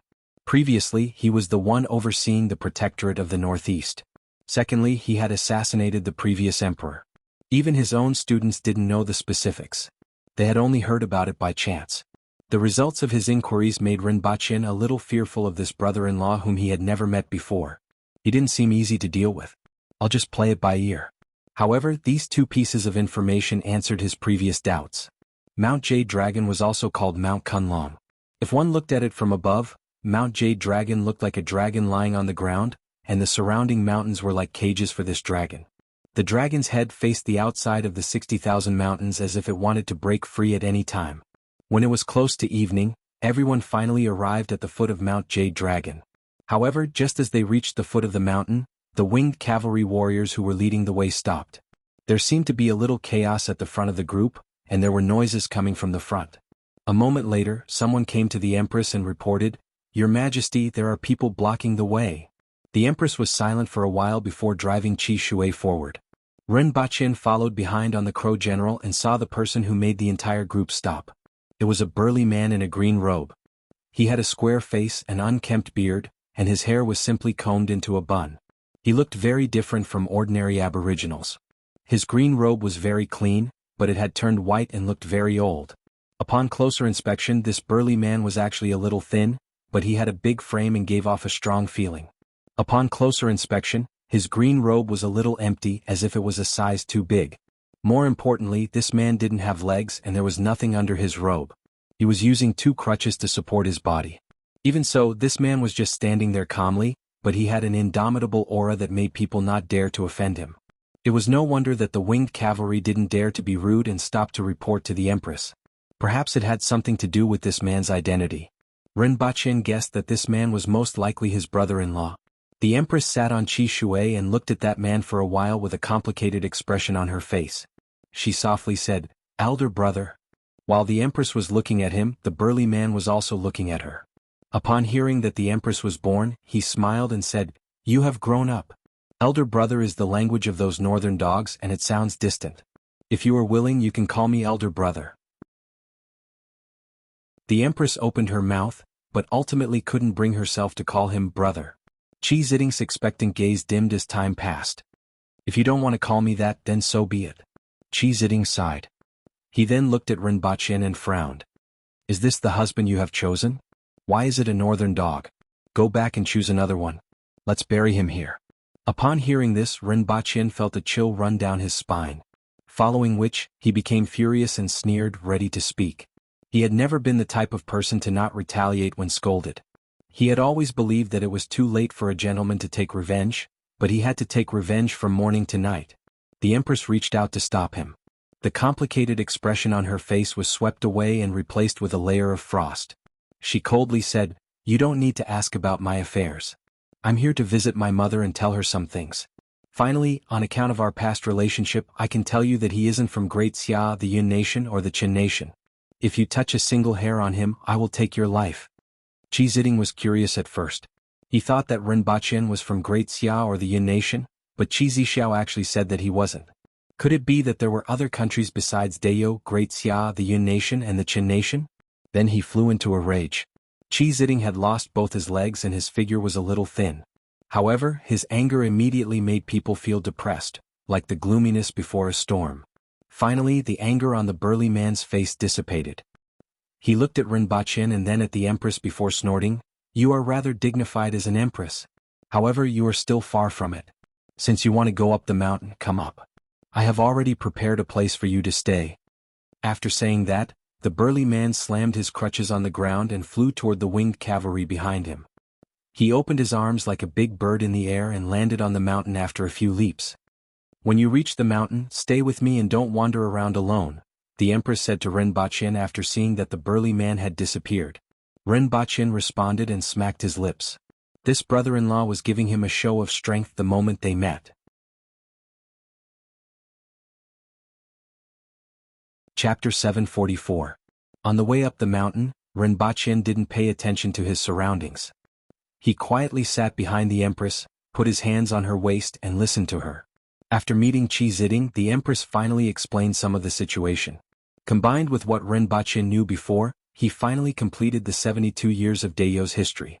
Back then, Yapeng changed the imperial family's surname to Qi in remembrance of the person who single-handedly destroyed the Hao nation and then committed suicide. This matter naturally wasn't as simple as it seemed on the surface, and there were some other reasons that weren't known to outsiders. Putting this aside, Yapeng changed his name to Qi Peng. Previously, the Hao nation poisoned the salt underground in the 60,000 mountains, and the Qi family suffered heavy casualties. Yapeng's family only had a 7-year-old child who survived. The child who survived was the Empress's father, Qiyinghao. Qiyinghao disappeared 9 years ago, and the Empress succeeded the throne when she was only 16 years old. At that time, Qi Ziding was 41 years old. However, a year before that, something happened to Qi Ziding. At that time, Qi Ziding was the Protector General of the Northeast and the 5th most powerful expert in the world. He was famous for his ruthlessness and bloodthirstiness. Qi Ziding's reputation in the Yun nation could be said to stop children from crying at night due to his outstanding military exploits. Qi Ziding's prestige among the people of Dayo wasn't low either. However, both success and failure were due to Xiaohe. It was precisely because of his bloodthirsty nature that he was extremely prominent as a general in charge of guarding a region. However, if he were to become the emperor of a nation with his temperament, it would not take long for Dayo to be filled with complaints. In fact, many of the generals and soldiers in the Protectorate of the Northeast were already complaining under the pressure of Qi Ziding. However, Qi Ziding still went his own way and blindly suppressed them. It was under these circumstances that Qiyinghao chose the Empress as the next emperor. What happened next was what Rinpochen heard. Qi Ziding took advantage of Qiyinghao's birthday celebration to return to the palace and attempted to assassinate the emperor on the night of the banquet. His legs were chopped off on the spot. Qiyinghao didn't kill him and only drove him back to the 60,000 mountains. The next year, Qiyinghao disappeared, and the empress succeeded the throne as a woman. The empress spoke to Rinpochen and said faintly, "Actually, my brother treated me well when I was little and would always bring me some interesting things. I think he also has feelings for His Majesty." Rinpochen thought about Qi Ziding's performance just now and whispered behind the empress. His hands moved from the empress's waist to her abdomen, as if he was hugging her. The empress's body stiffened. She sighed softly and did not speak again. It could be seen that even though the empress was resolute when she spoke just now, her inner feelings were still extremely complicated. As a result, she didn't have much of a reaction to Rinpochen's bold move. After all, Qi Ziding was her only relative. However, her identity and the things that Qi Ziding had done made her unable to let go of certain things. It wasn't convenient for Rinpochen to interrupt such a matter. Before the empress and her entourage arrived at the village, they saw thousands of people, young and old, waiting outside the village. The stronghold was located in front of Mount Jade Dragon and had a population of 3,000 to 4,000.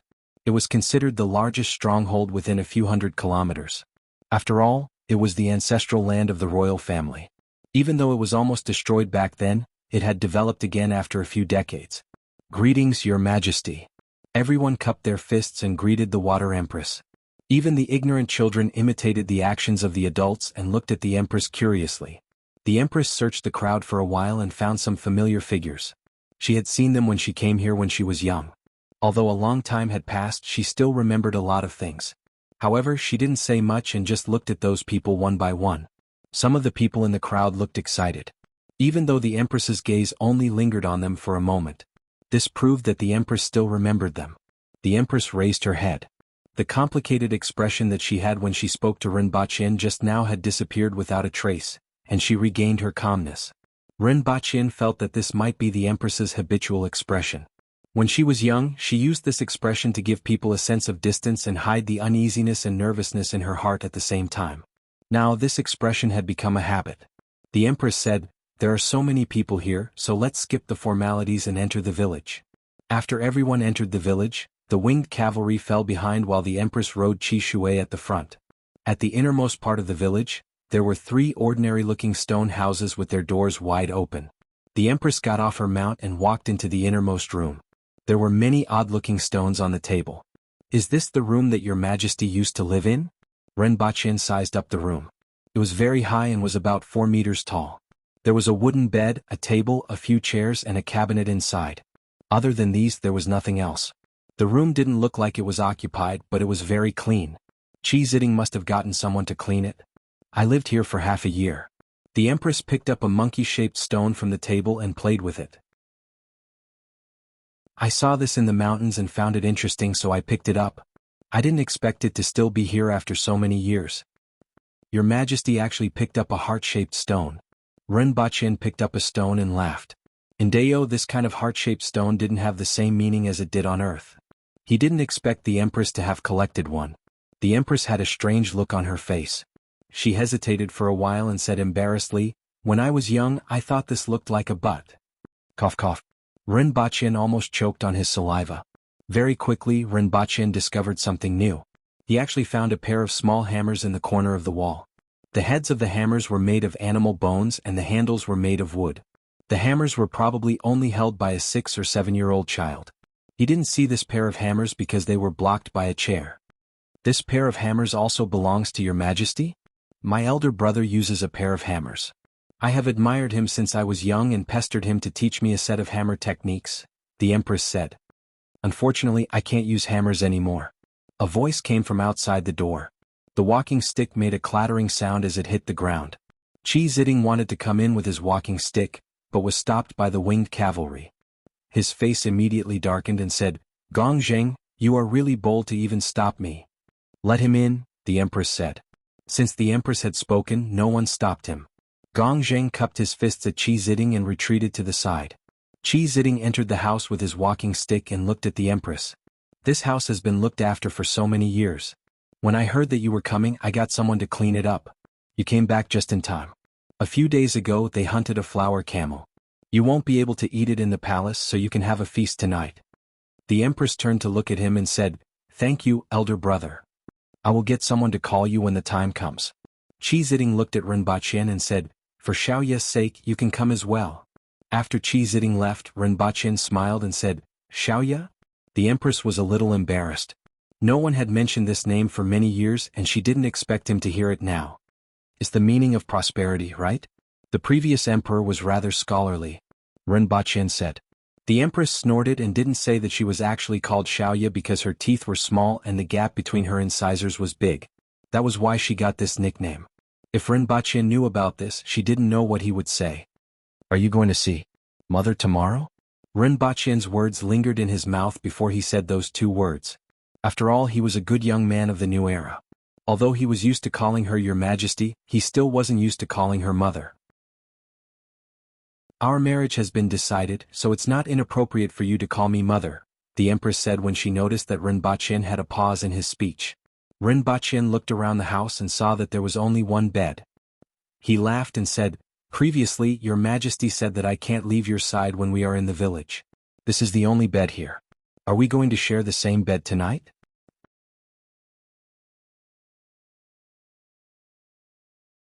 Chapter 745. In the evening there was a bonfire party in the village. However, this party was for the other people in the village. The Empress and Rinpochen were called to a room by Qi Ziding. Before Rinpochen entered the room he saw someone taking care of the flower camel, or rather, the flower camel. It was a 3-meter-long black scorpion-like creature with a cluster of red and white flowers growing on its back. Rinpochen was amazed. After asking, he found out that this flower camel was extremely rare and wasn't very strong. It usually dug a hole in it, and the flowers on its back would give off whims to attract insects and small animals that preyed on them. Sometimes, it would also attract the young of large animals that were playing with butterflies. These small animals were its food. After entering the room they saw a small table. Qi Ziding was sitting in the innermost seat with his walking stick by his hand. Although he was facing the Empress of Dayo, he didn't seem to have any intention of giving way. He just smiled at the Empress. "I know you don't like noise. Let's eat here. They can eat their food and we can eat ours." As for Rinpochen, he simply ignored him. Rinpochen originally thought that there would be some trouble during dinner, but he didn't expect Qi Ziding to casually chat with the Empress about her childhood and laugh incessantly at the happy parts. "When you were young you were most afraid of the dark and loneliness. I didn't expect you to be living alone in such a big and deserted palace for so many years." Qi Ziding laughed heartily. "I got used to it after living here," the Empress said faintly. "And it hasn't been deserted for a long time." These words made Qi Ziding look at Rinpochen with a complicated expression. After a while the processed flower camel was served. The meat was snow-white like crab meat. It tore into shreds and tasted fragrant and delicious when placed in the mouth. Rinpochen immediately couldn't control his mouth. Of course he didn't want to care either. While the other two were talking he only cared about eating. The wine was fruit wine brewed in the mountains. It was cloudy and poorly made.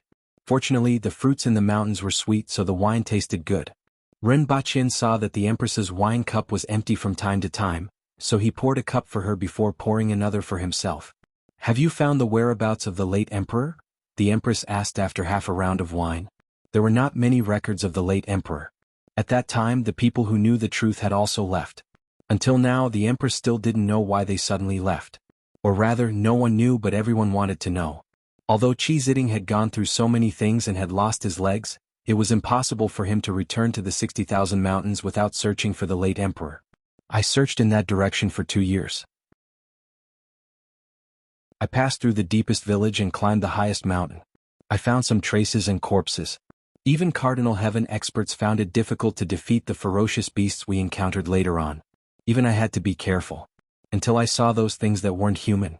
I had no choice but to retreat. Something that looks like a human but isn't." Rinpochen suddenly raised his head. This was the second time he heard this phrase. The first time was from Qingyun Sword. In other words, Qingyun Sword's master had entered the 60,000 mountains and returned with serious injuries. He had left a message for Qingyun Sword to be careful of those things that looked like humans but were not. Back then, these words had caught his attention so he had always kept them in mind. Qi Ziding's words immediately reminded him. Both of them looked at him in surprise. The Empress asked in a low voice, "What do you know?" "Lin Shaola." Rinpochen answered directly. The Empress understood after hearing this. At the same time, Rinpochen was wondering where Lin Shaola was sleeping now. Qi Ziding grinned, revealing an unfathomable smile. "Lin Shaola is the little girl that Lin Yuhuan picked up back then, right? No one knows her background but I've finally figured it out this time." "What is it?" Rinpochen and the Empress looked up. "It might be something called a chinchilla." Pfft. Rinpochen almost spat. "Chinchilla? The kind that looks like a rabbit and is especially fat?" "Ah, it doesn't look like it. Tomorrow I'll buy a box of chinchillas to keep as pets." Both of them looked at him strangely. Rinpochen quickly waved his hand and said, "It's okay. We also have an animal called a chinchilla, but it shouldn't be the same kind." Rinpochen thought about it and realized that Librarian Lin's name was Lin Yuhuan, which was a rather free and easy name. She must have been an outstanding person back then. Unfortunately, time was like a butcher's knife, and Librarian Lin was now a somewhat gloomy old woman. The Empress hesitated for a long time and finally asked the question that she had been hiding in her heart. "Is father trying to find the path that they took back then?" "Don't think too much about it. Don't try to find out where grandfather went back then," Qi Ziding advised. Rinpochen felt a little strange as he watched from the side. Qi Ziding didn't seem to hate Qinghao. He didn't know why such a thing happened back then. The Empress kept these things in mind and didn't ask any more. Now was indeed not the time to explore this matter. According to her thinking, Rinpoche's lifespan was shorter than hers. Perhaps she would only explore these things after his lifespan was up and she had nothing to worry about. They drank until late into the night, and the three of them only put down their glasses after the noise outside had died down. The Empress's face was a little red from the alcohol. This fruit wine didn't have a high alcohol content, but it was very easy to get to the head. I don't know when I'll be able to drink this wine again. Qi Ziding's face was also a little red as he lamented. Do you want to go back to see me on my wedding day? The Empress stopped talking about the Empress and spoke in a calm voice. Asking Qi Ziding to return to Lan City was a rare invitation. Kuzhai has been thinking about you for so many years. He always felt that you should be sitting in that position. After hearing this, Rinpoche finally understood why Kuzhai and the Empress didn't have a good relationship. Since I'm out, I won't go back. It's just that I still don't understand why he put you in that position back then, Qi Ziding said. The Empress fell silent again. Rinpoche interrupted and said, because you only know how to destroy everything. If you want to bring a better life, you need to build and have a compassionate heart. Qi Ziding was about to get angry when he heard this, but then he fell silent. After a while he sighed and said, perhaps that's the case. Xiaoye is kind. He looked at Rinpoche with his drunken eyes and said, I let you sit here because of Xiaoye. I don't like you. I don't like you very much. If it were back then, I would have killed thousands of people like you. Rinpoche chuckled and said, I brought crops with greater yields and new seasonings to Dayo. I solved the mining problem at Mount Damo, and the annual production reached more than 1.8 million kilograms. I also improved the methods of smelting steel and forging so that fewer people can make more weapons. I made cement and we don't need to cut rocks to repair the city walls. I made glass and mirrors. If it weren't for the war, these two things could be exchanged for endless gold and silver in Great Xia and the Yun Nation. I've done all this and I can do more. I also have a group of students who are useless in the eyes of the Aboriginals, but they know a lot of things. They can't fight but they can build. They improved machinery that can travel more than 500 kilometers a day without the use of animals. As long as the railway is laid, it will only take 3 days to travel from Lan City to the Yun Nation. They are also making generators to make Lan City brightly lit at night. They can also make more things. I brought all of these things with me. If you were the Empress, these things wouldn't have happened. That's why you can only destroy and not build. Qi Ziding was surprised to hear this. He didn't expect so many changes in the outside world. He was a little tempted and wanted to go out and take a look. Do you know that the world's most powerful expert, Li Fu, is in Lan City, waiting for me to make him a machine that can fly? You can't beat him. Therefore, being able to build is also a kind of power, and it's even more powerful than destroying, Rinpoche said.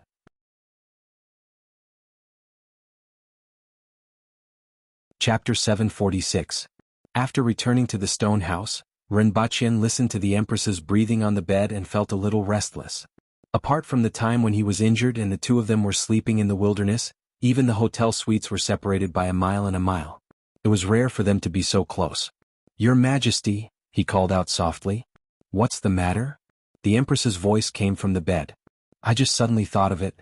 Ru Xian and Lin Xiaola have been in the palace for a long time, so they don't seem to know much about gender. However, your Majesty is very polite and guarded against it. Who taught you this? Rinpoche looked puzzled and had a mischievous smile on his face. Isn't it normal? The Empress asked. Rinpoche stroked his chin and said, It's normal, but I feel that. Could it be that your Majesty has read pornographic novels before? What's a pornographic book? The Empress was stunned and didn't know how to react. Those books that describe men and women. Rinpoche chuckled. Crack. Rinpoche heard the sound of the bedboard cracking, bang. The wooden pillow was thrown directly at Rinpoche by the Empress.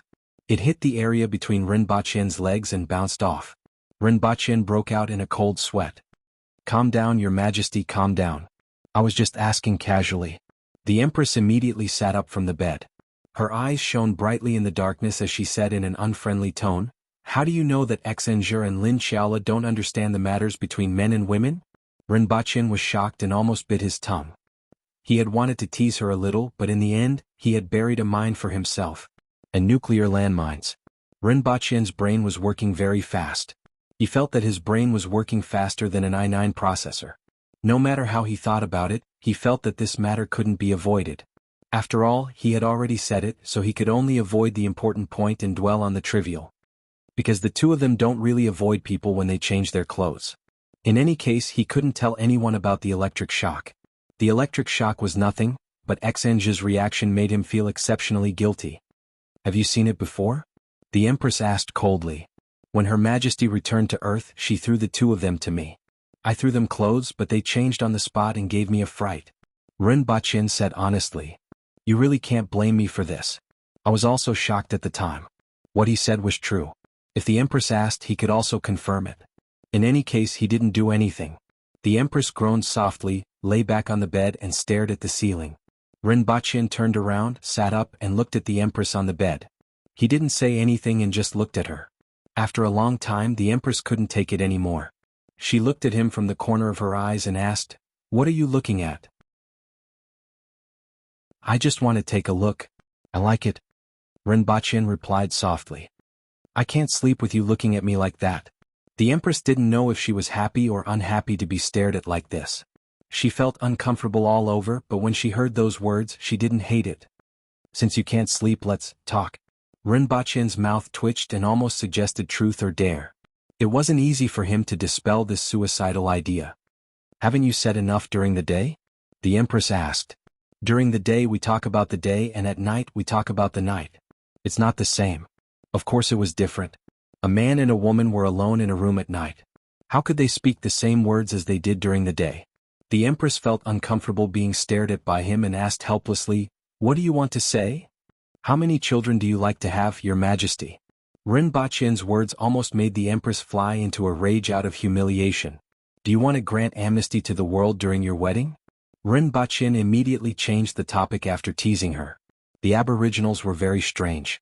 For example, cases of rape on Earth were extremely rare.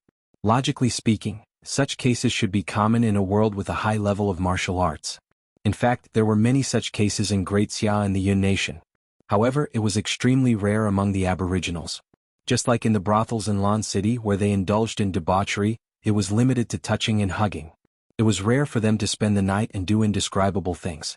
It seemed that the Aboriginals had a much lower desire in this aspect than ordinary people. The fertility rate of the Aboriginals was low. In addition to the difficulty of giving birth due to their strong bodies, this was also a very important factor.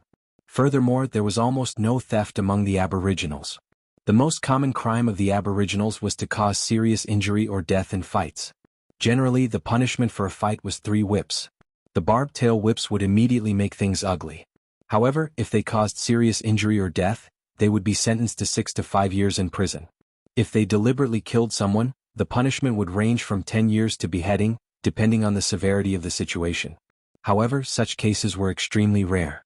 The Aboriginals were ferocious to outsiders, but they generally followed their own set of moral standards to their own people. The Empress felt a little strange after hearing Rinpoche's words and asked, "Why?" "Because it's a festive occasion. Shouldn't the whole world celebrate together on such a joyous occasion?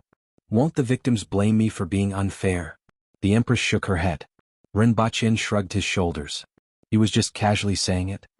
"Will I be a prince after the wedding?" Rinpoche asked again with a smile. "Of course my husband will be a prince," the Empress said as a matter of course. "What's the benefit of being a prince? Marrying me is the greatest benefit." A smile appeared on the Empress's face. She recalled the time when Rinpoche asked her to marry him. Great Elder Shurchen was furious. He had never seen such a shameless person. Rinpoche laughed. This was indeed the greatest benefit. In addition to this benefit, there is also responsibility. The heavy burden of the Aboriginals is on my shoulders, and it is on your shoulders as well. Liking a person means liking everything about her, including all her strengths, her shortcomings, her responsibilities, and her burdens. This was said by a famous person, Rinpoche said softly. "Even I'm moved. What's this person's name? It sounds like he's a responsible person." Rinpoche. The Empress wanted to laugh. He was indeed shameless again. "It's a little cold in the mountains at night," Rinpoche said with his arms crossed. The Empress couldn't be bothered with him. Even if it was really cold, he wouldn't feel anything with his strength. Seeing that the Empress was ignoring him, Rinpoche could only lie on the ground and look at the roof with his hands behind his head. He suddenly thought of something and said, "Your Majesty, after the wedding, we still have to hold a wedding on Earth." He originally wanted to hold a thank you banquet, but after thinking about it carefully, if he only held a thank you banquet, his family would ask him where the wedding was held and where his family was. What would he say? What would it look like if he didn't let his family know about the wedding? However, he couldn't possibly say that his family was on another planet. Okay. The Empress replied softly. Even though she didn't like this, she let Rinpoche do as he pleased. Even though she was the Empress, she was always considerate of Rinpoche. Rinpoche had always felt that this was extremely rare and precious. There should be at least some people from her family at the wedding, right? Rinpoche imagined bringing along dozens of fierce-looking winged cavalry warriors. He reckoned that most people wouldn't dare to enter that place. However, if there wasn't a single person, it would be too unseemly and attract gossip. It wouldn't matter to him, but his parents would most likely grumble about him. Should he let Yang Sen pretend to be from her family? This could be studied. Rinpoche thought about the wedding on earth while listening to the Empress's breathing. He lay on the ground and rolled, continued rolling, and rolling again. The Empress lay on the bed and listened to Rinpoche's breathing. At the same time, she was thinking about the wedding. No matter what kind of woman she was, the wedding was the most important thing. As a result, Rinpoche kept rolling on the ground. The Empress reached out to touch him and remembered that she had thrown the pillow away. There was nothing on the bed except for that wooden pillow. She regretted throwing the pillow away so early. "What are you doing?" The Empress couldn't bear it anymore and asked. "I'm tossing and turning restlessly," Rinpoche replied confidently. "I can't sleep thinking about my wedding with your majesty and growing old together." The anger that the Empress had just brewed dissipated again. She continued to lie on the bed and stare blankly at the ceiling. Then she kept feeling uncomfortable lying down and wanted to turn over. The Empress felt that she had been infected by him.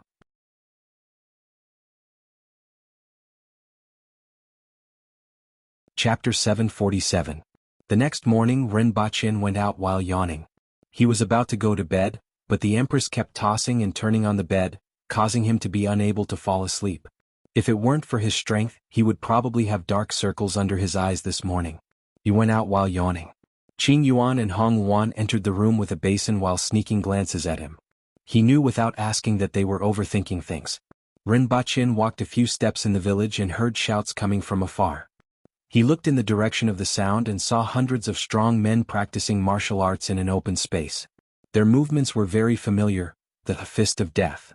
Qi Ziding leaned on his walking stick and scolded, "Haven't you had breakfast? All of you are so weak. If you were like this under my command back then, I would have beheaded you long ago."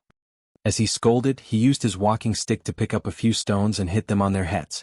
"If you continue to be so weak, I will beat you to death first so that you don't look like an eyesore." Rinpoche felt that Qi Ziding was indirectly scolding them. Even the weakest of them were much better than him.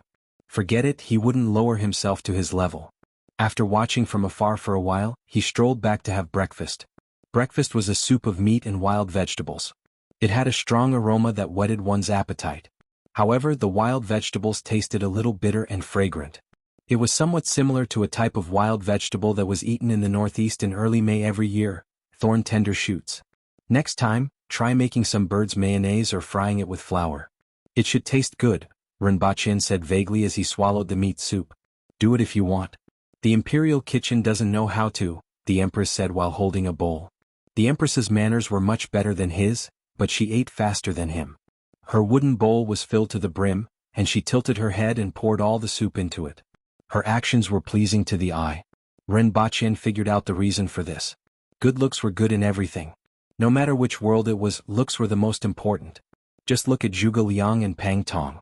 Zhuge Liang was 8 feet tall, had a jade-like face, wore a silk scarf on his head and wore a crane cloak. He looked like an immortal. Looking at Pang Tong again, he had thick eyebrows and a raised nose, a black face with a short beard and a strange face. The Crouching Dragon and Phoenix Jr. were comparable in terms of talent, but the treatment they received was completely different. If Pang Tong were to change his appearance to that of Zhuge Liang, even if he was arrogant, others would think that he was only arrogant because he was talented. Sunlight shone in through the window, sprinkling a layer of vibrant sunshine in the room. The stone house was very tall, but it was not big. They could touch the bed just by turning around. It was just right for the two of them. It was much more comfortable than the empty bedroom.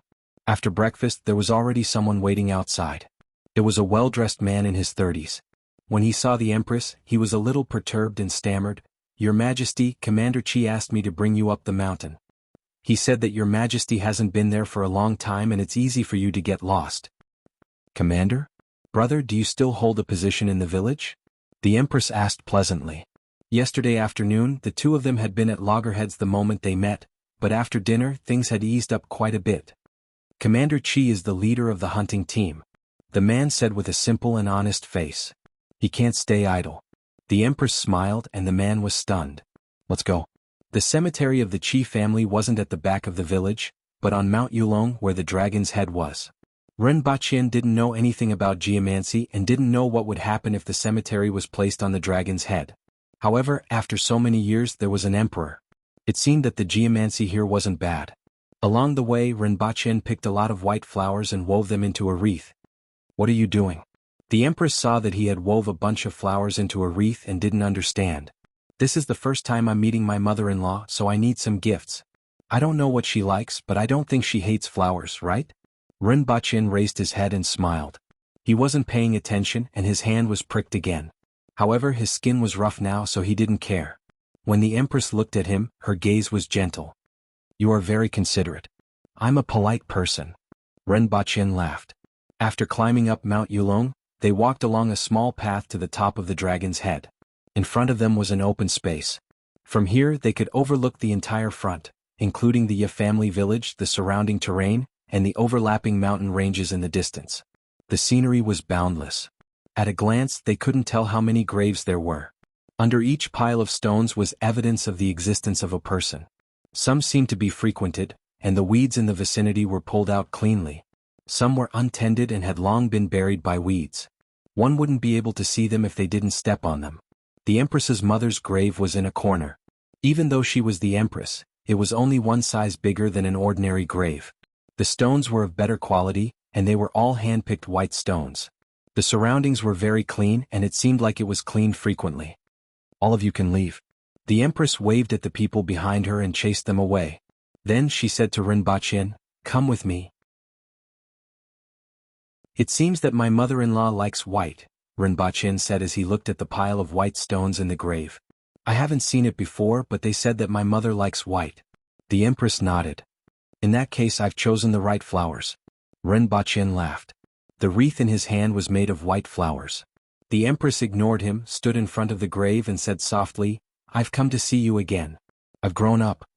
After saying this, the Empress paused for a moment before pulling Ren Baqian to her side and saying, "It's him. In a few months I'll be getting married to him. He's not from Dayo, Great Xia, the Yin nation or the Qin nation. I don't think you care about this." "Hello, mother-in-law," Ren Baqian said respectfully as he placed the wreath on the stones. "He's a little cunning, lazy, afraid of suffering, afraid of being tired, and glib. He has many shortcomings, but I quite like him. With him around I won't be lonely." Ren Baqian couldn't help but look at the Empress. "Is this how you think of me? I don't know if you feel lonely. However, this is the ancestral grave. With so many people accompanying you, it must be quite lively." The Empress said as she looked at the graves around her. "That brother of mine? Forget it, let's not talk about him. You can see him every day. As for me, after being the Empress for a few years, I'm actually very bored.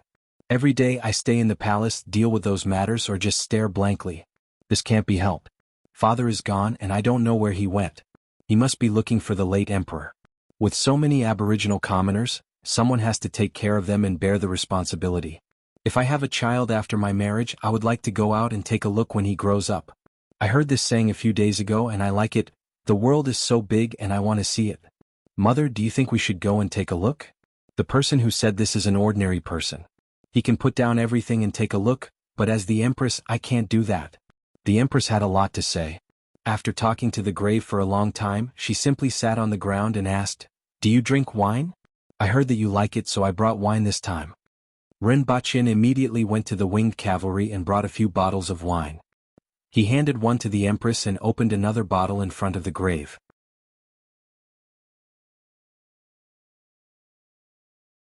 Chapter 748. The Empress sat in front of the grave for an entire day from morning to night with wine bottles strewn all over the ground. He even knows how to sing. It's quite nice. The Empress threw the wine bottle aside and laughed as she suddenly thought of something.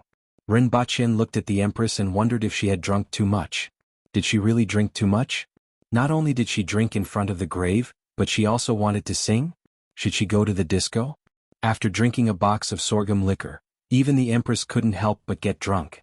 She immediately said modestly, "I only sang pomp and circumstance." Well, it would be even better if there was an arrow.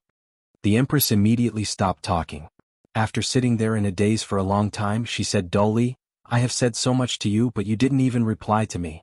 It's boring to talk alone and you talk to yourself like a fool. Forget it, I'm leaving. I'll come back to see you on my way back." After the empress finished speaking, a gust of wind blew, causing the nearby branches and weeds to rustle. "I don't understand what you are saying either. Anyway, I'm leaving and you don't have to send me off." The empress waved her hand and stood up from the ground, swaying a little. Rinpoche put his arm around her waist and she didn't object, allowing him to do so. "Goodbye, mother-in-law." Rinpoche even politely nodded at the grave to bid farewell. After walking for about 100 meters, there were winged cavalry warriors waiting there. However, all of them had bumps on their faces and were beyond recognition. "Did you guys dig out a beehive?" Rinpoche asked subconsciously. In the end, this group of people took out 2 beehives reluctantly and said, "Sir Rin, there are 2 beehives from Golden Ring Peak nearby. This honey isn't only fragrant but also has all kinds of miraculous effects. It makes people feel like they are in the clouds and forget about the troubles of time." "So precious?" Rinpoche was surprised. Looking at their reluctance, he knew that this was definitely something good. "It's mainly because it's rare. This thing is rare even in the periphery of the 60,000 mountains, and we only encountered 2 here," one of the winged cavalry warriors said. Looking at the bumps on their faces, these bees were pretty impressive to be able to sting a winged cavalry warrior like this. "This is for Her Majesty." Everyone brought over 2 beehives that were half the size of a human. "It's not good for me to take your things. How about this, each of you will be rewarded with silver." The empress was halfway through her sentence. She didn't even know how much money was left in the treasury. Rinpoche immediately replied, "Everyone will be rewarded with 300 taels of silver. Everyone at the foot of the mountain will get 100 taels." "Thank you, Your Majesty." Everyone was overjoyed. One had to know that a winged cavalry warrior's salary was only 15 taels of silver. 300 taels of silver was almost 2 years of their salary. However, in the Yun nation, an earth wheel expert's annual salary was at least 2,000 to 3,000 taels. The empress glanced at Rinpoche. Each of the 200 winged cavalry warriors on the mountain would receive 300 taels of silver. Each of the 400 winged cavalry warriors at the foot of the mountain would receive 100 taels of silver. This would be a total of 10,000 taels of silver. The annual expenses of the palace, together with the salaries of the palace guards and palace maids, were only about 60,000 taels of silver. These 10,000 taels of silver made her heart ache. On their way down the mountain, the empress asked, "How much silver does the imperial treasury have?" Rinpoche knew more about this than the empress. The empress almost never asked about it. Including the sale of spices and mirrors, there are 630,000 taels of silver in the imperial treasury. There are also some treasures given by the ministers during the birthday celebration last year, Rinpoche whispered. The empress blinked her eyes and asked in surprise, "So much?" Previously, there were only tens of thousands of taels of silver in the imperial treasury. She didn't expect there to be more than 600,000 taels of silver, which surprised her. This was equivalent to 10% of the national treasury's annual income. This is part of the purchase of medicinal herbs. Rinpoche continued, "Now that the families of the officials in Lan City are almost out of money, I'm afraid that their income will drop in the second half of the year. However, Your Majesty has always allocated funds from the imperial treasury to purchase weapons in the Yun nation. Now that the money has been saved, there will naturally be a surplus. At the end of the year, the gold mine will also receive more than 100,000 taels of silver." The empress nodded and said, "That's true. This is all thanks to you." Knowing that there was so much money in the imperial treasury, the empress didn't care about the 10,000 taels of silver that Rinpoche had thrown out just now. It was already dark by the time they went down the mountain. The village was pitch black except for a few torches near the gate and a few stone houses in the innermost part of the village. For the villages in the mountains, lighting up was never an easy task. The animal oil that could be used to light the torches was also very precious to them. Chi Ziding had already prepared a meal for them. After eating, Rinpoche and the empress extinguished the light and lay down in the room. One of them was still on the bed and the other on the floor. Not long after, Rinpoche heard the empress's breathing stabilize. It seemed like she was fast asleep.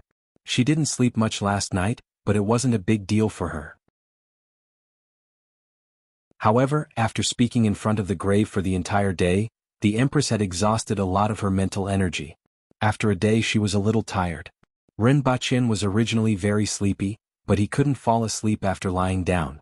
He simply got up from the floor and sat at the table. He supported his chin with one hand and looked at the Empress's silhouette in the dark. Although there was only a little moonlight shining in from outside, with the improvement of his strength, he could see more clearly than ordinary people in the dim light. He could even see the Empress's appearance and the rise and fall of her chest as she breathed. Sure enough, good-looking people looked good when they slept. Beauty is in the eye of the beholder, but the Empress was originally a beauty. He wanted to climb into bed, but was afraid of being kicked off. Rinpoche's thoughts ran wild. He wanted to laugh when he thought of the Empress talking about family matters in front of the grave during the day. He felt that the Empress was quite cute when she looked like that. On the bed, the Empress felt uncomfortable being stared at by Rinpoche. In fact, she had already woken up when he got up. However, she wanted to see what he was going to do, so she didn't say anything. In the end, he sat in front of the table and kept looking at her. As he looked at her, he even laughed. She didn't know what he was thinking about. Now that the Empress wanted to open her eyes, it wasn't appropriate, so she simply continued to pretend to be asleep. There was still some sweetness in her heart. After a while, she gradually let go and allowed Rinpoche to look at her as she fell asleep. The next day Rinpoche went out yawning again. Seeing him like that, the Empress felt that he deserved it. Fortunately, there wasn't much to do today. During the day, the Empress and Chi Ziding chatted, and Rinpoche found a place to catch up on his sleep. Rinpoche didn't know how long he had slept, but he was slapped awake by someone. At that time, Rinpoche was sleeping when someone slapped his face and nose. Then he found someone else beside him. Lin Shaola. He didn't know where she slept all day, but she had come out of nowhere today. She was lying on her back drooling, holding a bag of sweets in one hand and slapping him with the other. Rinpoche covered his face as he got up from the ground. He could smell the smell of alcoholic chocolate coming from Lin Shaola's mouth.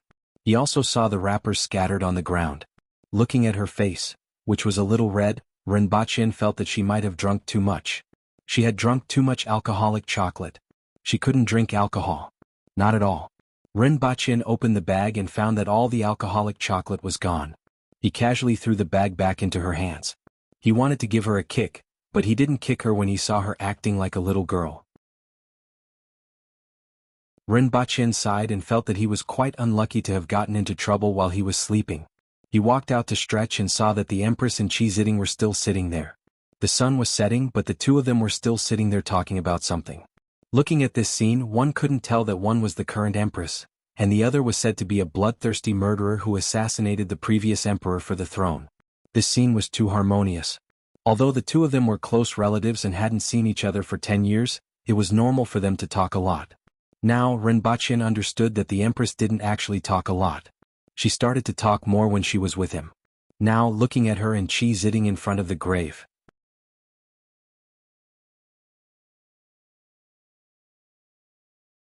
Chapter 749. At night, a small bowl of amber-colored viscous liquid was placed in front of Rinpoche. It emitted a tempting and sweet fragrance. The sweet scent of flowers filled the entire house. It could even be smelled from outside the house, making people salivate.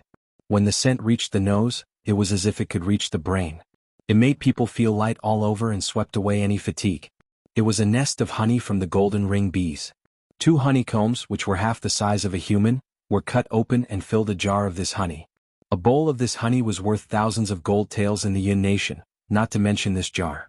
After careful calculation, Rinpoche's 100,000 taels of silver were well spent, and he even gained the favor of many winged cavalry warriors. The two of them sat quietly at the table with a wooden bowl in front of them. Both of them stared at the bowls in front of them as if they were doing some kind of pre-meal ritual. Rinpoche remembered someone saying that life should have a sense of ritual and that ordinary life would feel different. However, the difference was that the Empress had half a bowl of honey while he only had half a bowl.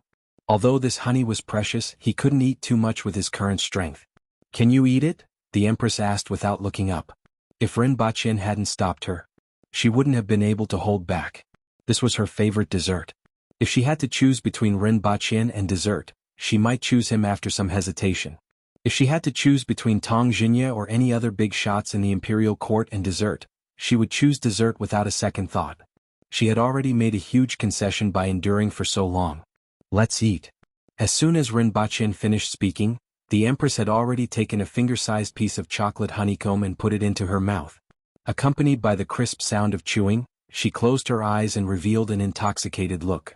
Although Rinpoche was also very greedy, sweets weren't as attractive to him as they were to the Empress. He was able to watch the Empress eat with a smile and then mimic her actions.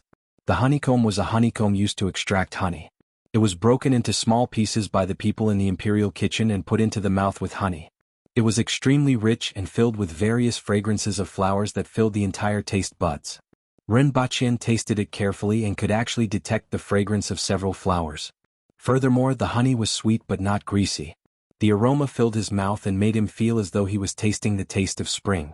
The honeycomb, on the other hand, was like a biscuit. It was slightly crispy and fragrant. It was a perfect match with honey. Rinpoche couldn't help but close his eyes and carefully savor the feeling in his mouth. Even after swallowing, the fragrance of the flowers and honey lingered in his mouth for a long time. It was as if the honey was still in his mouth, but it lacked the crispness of the honeycomb. However, he felt that it was slightly imperfect. As the second mouthful of honey entered his mouth, Rinpoche felt that the light feeling he had when he first smelled the honey was even more obvious. His body seemed to have become lighter.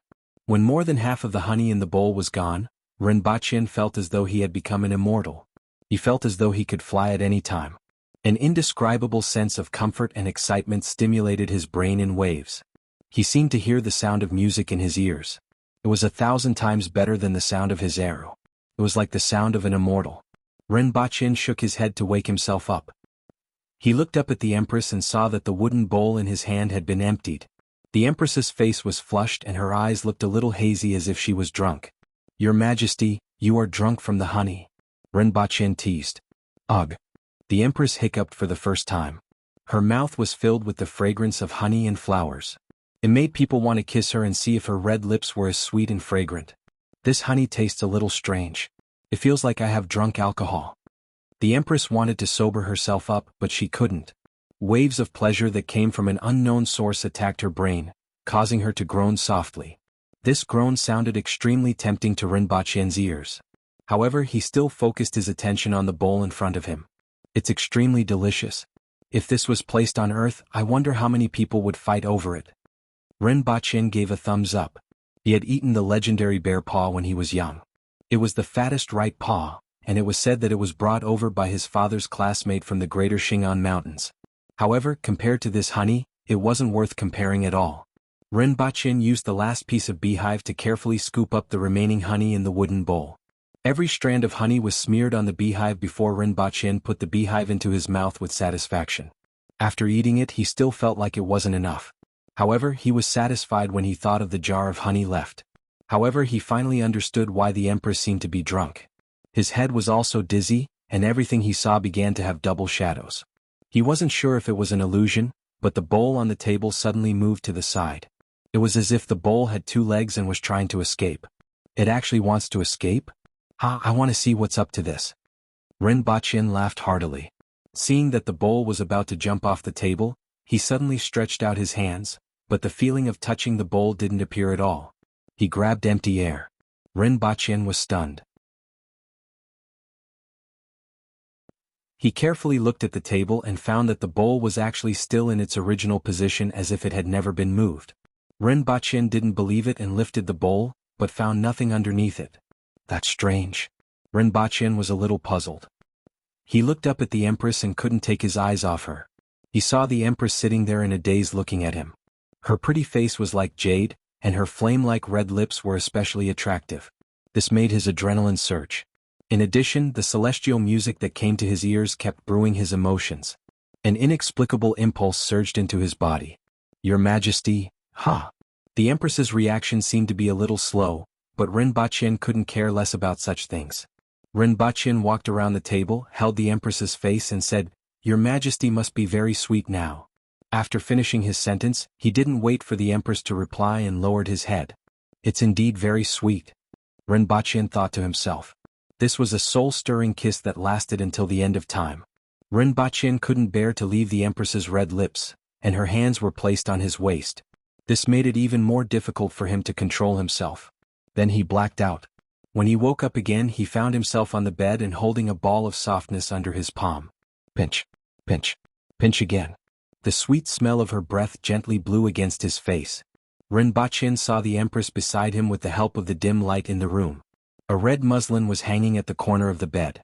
Her white inner garment was half undone, revealing a touch of fullness. Rinpoche carefully moved his hand away and took a look. It was as if he was looking at an exquisite jade sculpture, which made his heart beat like a flame. Oh! The empress snorted softly and turned her body.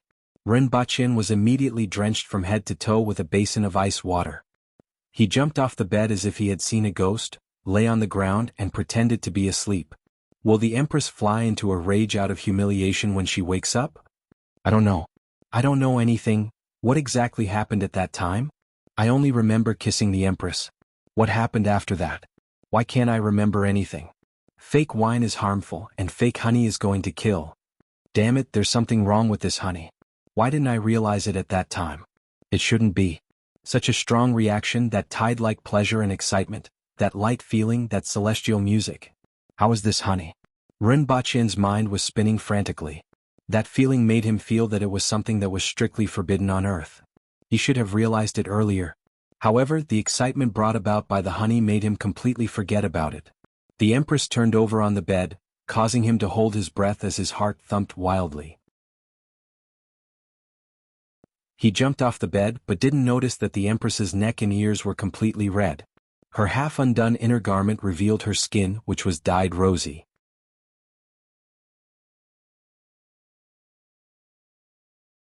Chapter 750. It was a torturous night for Rinpoche. He obviously couldn't sleep, but he didn't dare to move. He even had to breathe softly so as not to wake the empress. He was thinking about the scene he saw and the lingering sensation on his hand. He was also worried that the empress would fly into a rage out of humiliation when she woke up. Their marriage had already been decided and they had even talked about it in front of the empress's mother's grave. However, the empress was extremely shy in this regard. It was difficult for them to make much progress before the wedding. Rinpoche was already aware of this. Anyway, there were only a few months left, so he wasn't in a hurry. He didn't expect such a situation to occur because of such a small bowl of fake honey. On the contrary, it made him feel a little apprehensive. Although the harvest was big enough, the danger was greater than the harvest. Marx once said that it would dare to commit any crime for 300% profit, even at the risk of being hanged. However, Rinpoche felt that it would be too unjust if he was buried by the angry empress after just holding her hand once, twice, thrice. Therefore, the best choice now was to pretend to be dead. After an unknown period of time, Rinpoche shut his eyes tightly and heard a soft groan from the bed, followed by the sound of the empress getting up. The empress sat there for a moment and put on her clothes. Rinpoche's mind gradually outlined the details of the empress's movements. Then the empress kicked Rinpoche awake. Oh, it hurts, Rinpoche said with sleepy eyes. What happened last night? The empress asked faintly. What happened? I don't know.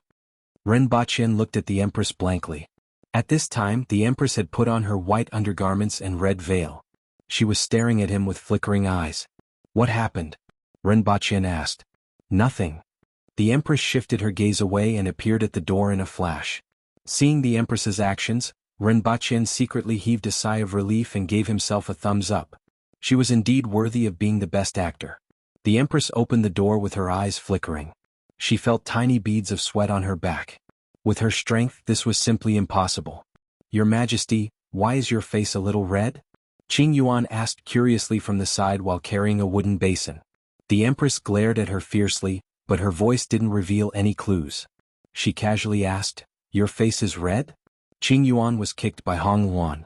She lowered her head and said, I saw wrongly. The morning sun shone on His Majesty's face, making it look slightly red. What happened to Her Majesty? Rinpoche asked as he walked out of the room. I'm fine.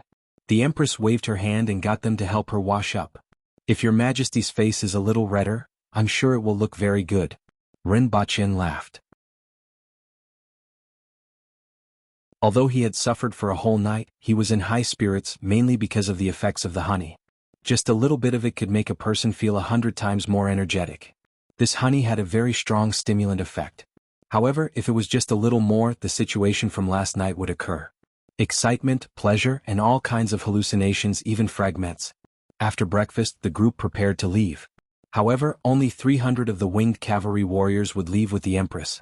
The other 300 would head in other directions to various villages. Including Gongzheng, they still had a mission from the Empress: replenish the winged cavalry. This wasn't just to replenish the winged cavalry. This time, the Empress was going to expand the winged cavalry to 4,000 people. After all, Dayo's food production had greatly increased, and the Yun nation was about to fall into their hands. No matter how big the appetite of the winged cavalry warriors was, they could now raise more. The direction that the Empress and Rinpochen were heading in was considered a barren and treacherous forest in the 60,000 mountains. There were almost no villages, so they simply split into two groups. Rinpochen and the Empress would go to the place that Librarian Lin had mentioned, while the other 300 people would go to the depths of the 60,000 mountains under Gongzheng's lead to recruit Kismet Heaven experts. While everyone was packing, Rinpochen saw that the people from the Imperial Kitchen had actually put the jar of honey on the backs of their mounts. He quickly said, "You don't have to bring this. Sir, the honey of the golden ring bee is very precious. It would be a pity to throw it away," the people from the Imperial Kitchen said. Rinpochen thought about it. This honey was indeed good stuff, but he didn't know if it would be addictive. Otherwise, it would be excellent to drink some during the bridal chamber. After all, we have to walk on the mountain road and can easily break it. I'll leave it here and take it when I come back. At this time, he was glad that he had hidden this from the Empress. Otherwise, he didn't know what her reaction would be. As for using it during the bridal chamber, it didn't matter. Qi Ziding had already heard about this from the Empress, so he wasn't surprised to see everyone ready to set off. Instead, he sent them off to the front of the village. Accompanying him was a burly man in his 50s. There was a claw mark on his neck that tore open his skin, but he was lucky to be alive. However, the sound of his breathing was different from that of an ordinary person. It seemed that his trachea had been injured when he was clawed by the beast. This man carried a bow that was half the height of an average person on his back and led a strange-looking mount. It had antlers and a dog's face, but it had the body of a tiger. Its fur was covered with camouflage-like stripes, and it had a dog's tail. His name is Yasheng, and he has been to the most places in the village besides me. He has also been to the place that you want to go and can lead the way for you. I won't be accompanying you. In any case, that place isn't very dangerous for you, and you still have to come back when you return." The Empress sat on Qi Shui's back and nodded. "There's no need to send me off. I'll be back in a few days." Then she ordered everyone, "Set off." Everyone who was already prepared, immediately set off. For the rest of the journey, Rinpochen spent less time with the Empress and would read a book when he had nothing to do. On the one hand, he felt guilty. On the other hand, he wanted to read the yang boosting technique, again so that he could memorize all the details. According to Librarian Lin, this technique was easy to understand, and the most difficult part was to nurture the human furnace. However, Rinpochen didn't dare to let his guard down. They traveled in the southwest direction for 7 days. This section of the road was 100 times more difficult than before. There were deep mountains, dangerous rivers, and strange rocks everywhere. The 60,000 mountains was already a barren land, but this area was even more desolate and dangerous. The surrounding trees blocked out the sun, and the sky was almost invisible. There were no roads in many places, and the weeds were taller than people. They had to rely on Yasheng, the guide sent by Qi Ziding, to lead the way. On this day, as they were advancing, they suddenly heard a roar that sounded like a lion or a tiger. The sound was so loud that it sounded like a drum being beaten beside their ears. Even though they were thousands of meters away, they could still feel the unparalleled ferocity of the beast. Rinpochen subconsciously approached the Empress and said, "Your Majesty, there seems to be a big guy in front." After being in the 60,000 mountains for so long, he could gradually distinguish the strength of some beasts. Although he had never encountered this beast in front of him, he knew that it wasn't to be trifled with just from its might. Moreover, after hearing this roar, the crow general that Rinpochen was sitting on also became vigilant. One had to know that the crow general was a cardinal heaven-level beast and was even more powerful than an ordinary cardinal heaven expert. Only the Empress could subdue it. Even it behaved like this after hearing the roar. From this, it could be seen that the beast in front was definitely extremely powerful.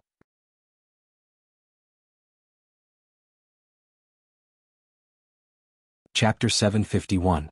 Yasheng's words caused a commotion. The winged cavalry warriors in the team were all recruited from the 60,000 mountains.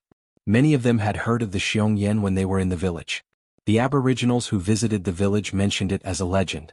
It was said that 1,300 kilometers south of the Ya family village, there was a red mountain called Two Mountain.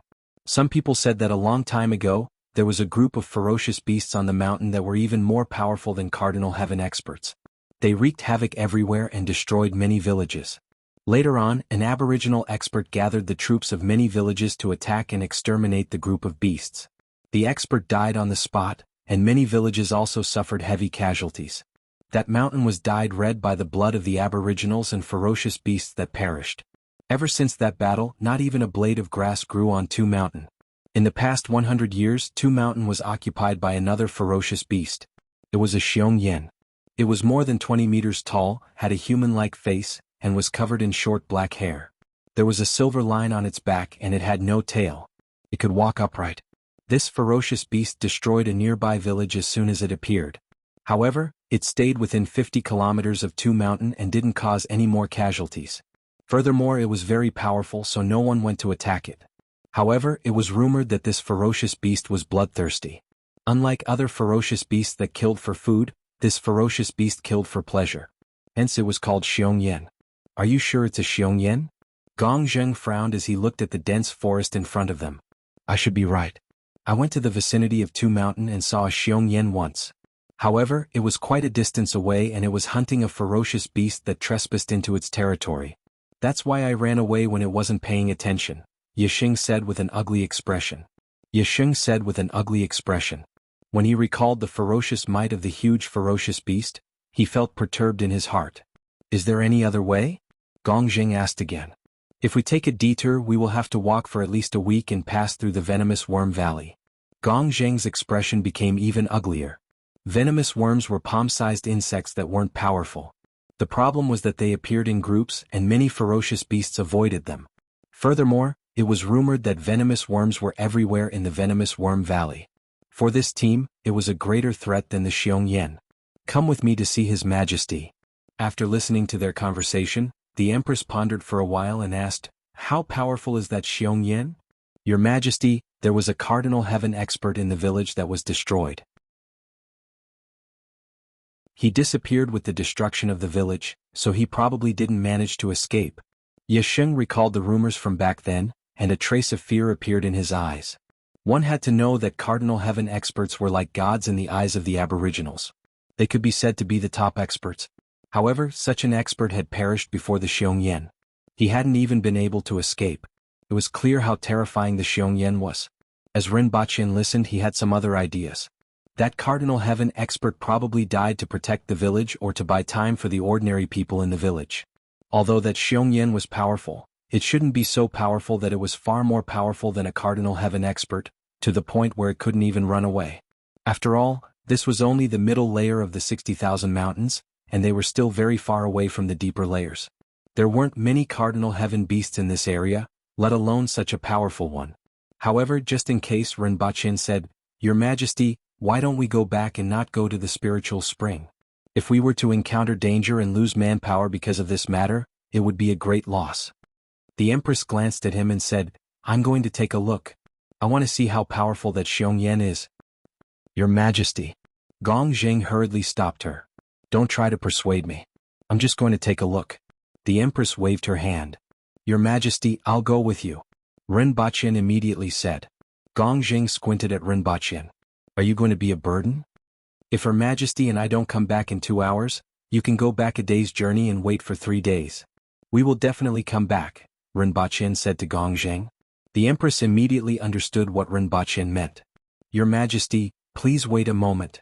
Rinpoche thought that it was better to bring Lin Xiaola along. At least she could be used as a meat shield. The beasts were still roaring in the distance, which made Gong Zheng even more worried.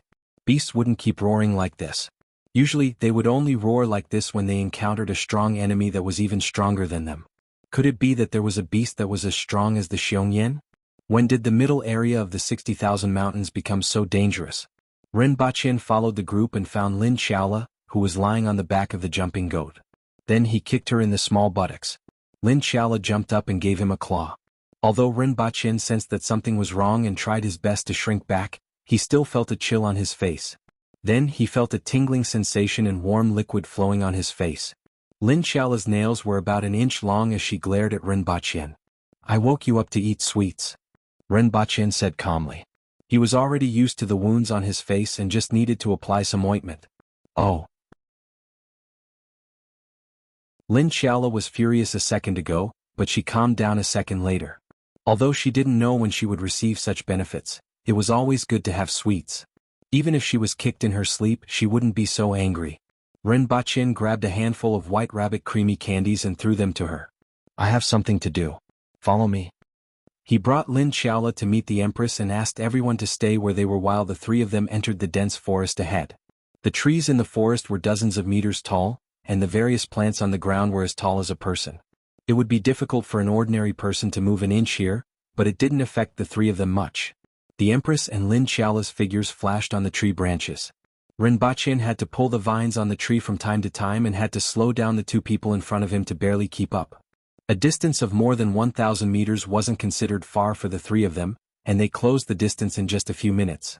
The beast's roar was getting louder, and it was so deafening that it hurt their eardrums. Renbachien leaped toward a tree branch in front of him. When he was about 3 to 4 meters away, he stretched out his hand to grab a hanging vine. However, when he grabbed it, he felt a slippery feeling that was different from the vine. That vine actually fell along with him. This gave him a fright. When he looked up again, it wasn't a vine, but a slender snake that was about 6 to 7 meters long. It was waving in his hand and trying to bite him. Swoosh! The shadow of a claw slashed across, and the snake was immediately divided into 6 parts. Lin Xiaola carried Renbachien and kicked off the tree trunk before landing on a branch. That gave me a fright. Renbachien patted his chest with lingering fear. Using a snake as a vine to pull was indeed frightening.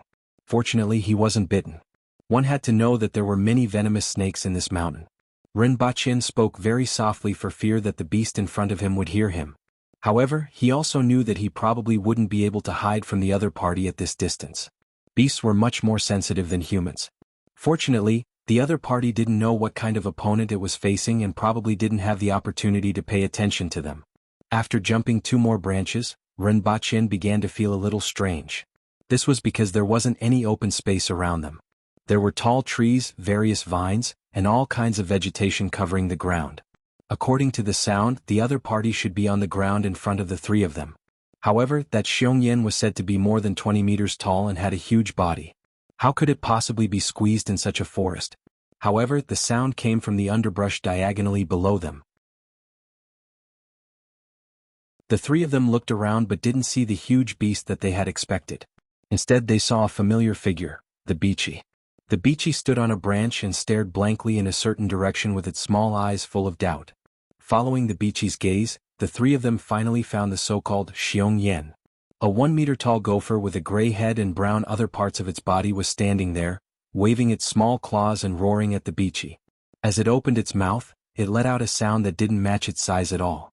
It was loud like thunder and full of ferocity. However, its body and face didn't match the sound at all. It was like a rabbit letting out the roar of a Tyrannosaurus rex, which was full of dissonance. Its playful face was now full of anger and a little puzzlement. In the past, I only needed to roar like this to make all the surrounding animals run away.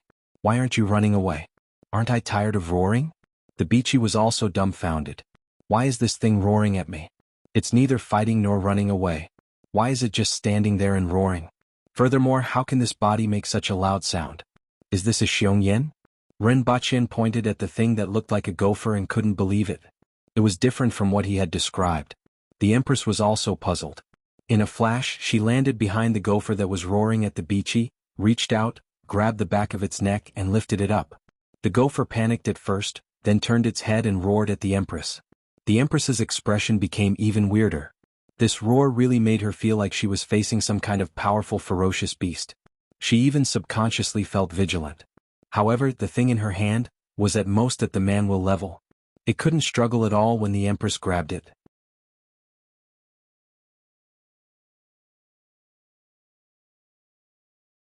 Chapter 752. As the gopher in the Empress's hand inhaled, its entire body swelled up like a balloon, and a louder sound came out of its mouth. Roar! The sound wave directly blew the Empress's red muslin and fine black hair backward. Renbachien covered his ears from the tree trunk and was horrified. He used to use a loudspeaker in the imperial court to win people over by virtue. Therefore he was more sensitive to the decibels of sound. He estimated that the voice of this mole creature was at least 170 decibels or more. The sound of a chainsaw was 110 decibels, and the noise of a jet plane was around 130 decibels. The noise produced by a rocket was only 160 to 170 decibels. The sound of this gopher's voice was even louder than that of a rocket.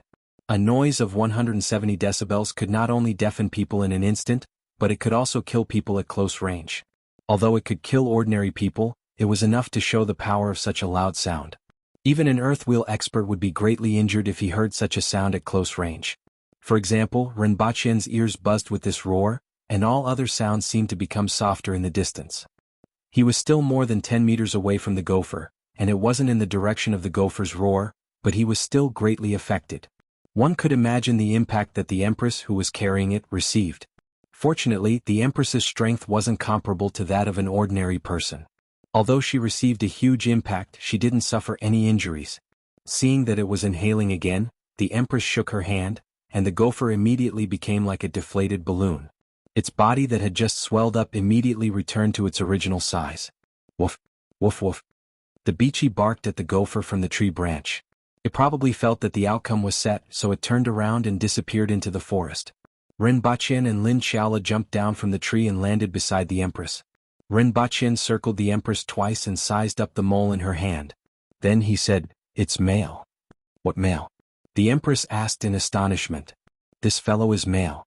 Rinpoche pointed at the gopher in her hand. The Empress's face immediately turned black.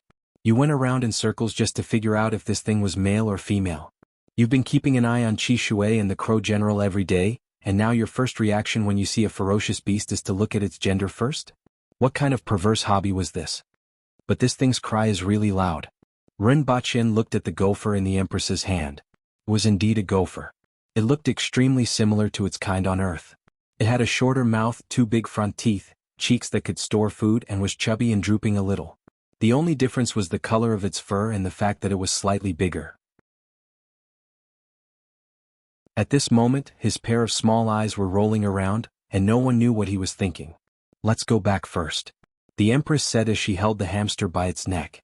She didn't expect that the thing that made the team so anxious was actually this thing. "Your Majesty, if this thing makes a sound, it will be quite lethal. Your Majesty should be careful. It was best to kill it." "To avoid any trouble," Rinpoche said. "This thing wasn't like other vicious beasts. Even if it roared in your ear, you wouldn't be able to stand it.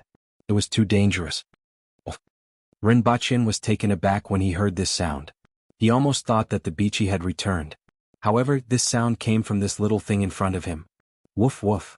The gopher seemed to understand Rinpoche's words. Not only did its previous roar become a beachy-like barking, but it also wasn't loud. It looked at the Empress with its teary eyes and wagged its tail vigorously. In fact, its tail was very short and was only the size of a ball. Therefore, it was more appropriate to say that it was wagging its tail or shaking its butt. Disregarding other aspects, this little thing was born with the ability to please people. Seeing this, the Empress's heart immediately softened. Women always lacked resistance toward furry things. If it was stubbornly resisting, the Empress wouldn't even think about it. However, it looked pitiful at this moment, and the Empress's heart softened. She raised the gopher in front of her face and said, "It looks like you can understand human language.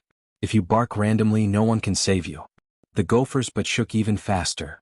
"Let's go back first," the Empress said. The three of them passed through the forest at a slower speed and returned to their original position. They saw many winged cavalry warriors standing there and looking around. Seeing that the Empress had returned, everyone immediately cheered. The Xiongyan's roar had stopped just now, but there were no sounds of fighting. As a result, everyone was still guessing what had happened. Now that the Empress had returned, everyone was relieved. The Empress returned to the carriage, called Gong Zheng and Yexing over, and showed the gopher to them. "Is this a Xiongyan?" "No." Yexing shook his head like a rattle drum. "Then what is it?" "It looks like a male gopher," Yexing said cautiously. The Empress's face darkened again. It wasn't because it was a gopher. It was because Yexing said it was a male gopher. It was exactly the same as Rinpoche. "Why did your Majesty catch a gopher?" Both of them were puzzled. "The roar just now came from it," Rinpoche said leisurely. "Impossible." Their first reaction was disbelief. How could this thing make such a ferocious roar? Yexing, who had seen a Xiongyan before, was even more certain that it was the gopher's roar. Are you questioning Her Majesty? Let them hear it. Rinpoche put on a fake smile. We don't dare. The two of them said. The gopher seemed to understand Rinpoche's words and turned to look at the empress behind it. Roar, the empress said coldly. Roar. Roar. It was like a sudden clap of thunder. The gopher's roar caused the surroundings to panic. The jumping goats led the winged cavalry warriors to run all over the mountains in a panic, as if they were herding goats. Rinpoche, Qing Yuan, Hong Yuan, Lin Xiaola, and the two people standing in front of them were the only ones left. At this moment, Qing Yuan, Hong Yuan, Gong Zheng, and Yisheng all looked pained. Although Qing Yuan and Hong Yuan were behind the gopher, they were too weak. Gong Zheng and Yisheng took a direct hit as if they were hammered. They retreated a few steps, swayed, and seemed to be unable to control their bodies. The deafening noise destroyed the balance of the two of them. After the gopher finished roaring, it looked pleased with itself. It seemed that it was very confident in its voice. Rinpoche put down his hands that were covering his ears and smiled at the two of them. How do you feel? The two of them looked at Rinpoche blankly. Their ears were buzzing and they couldn't hear what Rinpoche was saying. Both of your noses are bleeding. Rinpoche pointed at the two of them. Damn. Their eyes and ears are bleeding too. Rinpoche was shocked. Did something happen to the two of them? After 7 or 8 minutes, the two of them gradually recovered, proving that it was a false alarm. However, they still had to shout when talking to the two of them. Otherwise, they wouldn't be able to hear him clearly. Tell me, how should I deal with you? The empress asked faintly as she put the gopher down. If Rinpoche had to describe the gopher's current expression, it would be submissive. Your Majesty, this gopher seems to be somewhat useful. Why don't you keep it for now? Rinpoche suggested. It was more than just somewhat useful. Gong Zheng was considered extremely powerful in Kismet heaven, but his balance was destroyed by this gopher that only knew how to roar, causing him to bleed from all his orifices. This showed the power of the gopher's roar. It was simply a living sonic weapon. The next day, Rinpoche was a little worried that the gopher would find an opportunity to run away. However, he slowly realized that not only did the gopher not run away at night, but it was also extremely close to people. It wasn't only the empress but also Rinpoche, Qing Yuan, Hong Yuan, and everyone else. Qing Yuan and Hong Yuan laughed and kept rubbing the gopher's belly. It also liked to turn over and let people touch it. Even if Rinpoche flicked its penis, this gopher seemed to be born to please people. Rinpoche gave it a name, Roaring Emperor. Rinpoche felt that this name couldn't be more appropriate. In addition, he realized that this gopher seemed to be able to imitate the sounds of other creatures. Not only did it bark like the beachy, but it also made the sound of a jumping sheep. Furthermore, it imitated it very well. If one closed their eyes and listened to it, it really sounded like a jumping sheep. Even the winged cavalry couldn't distinguish it.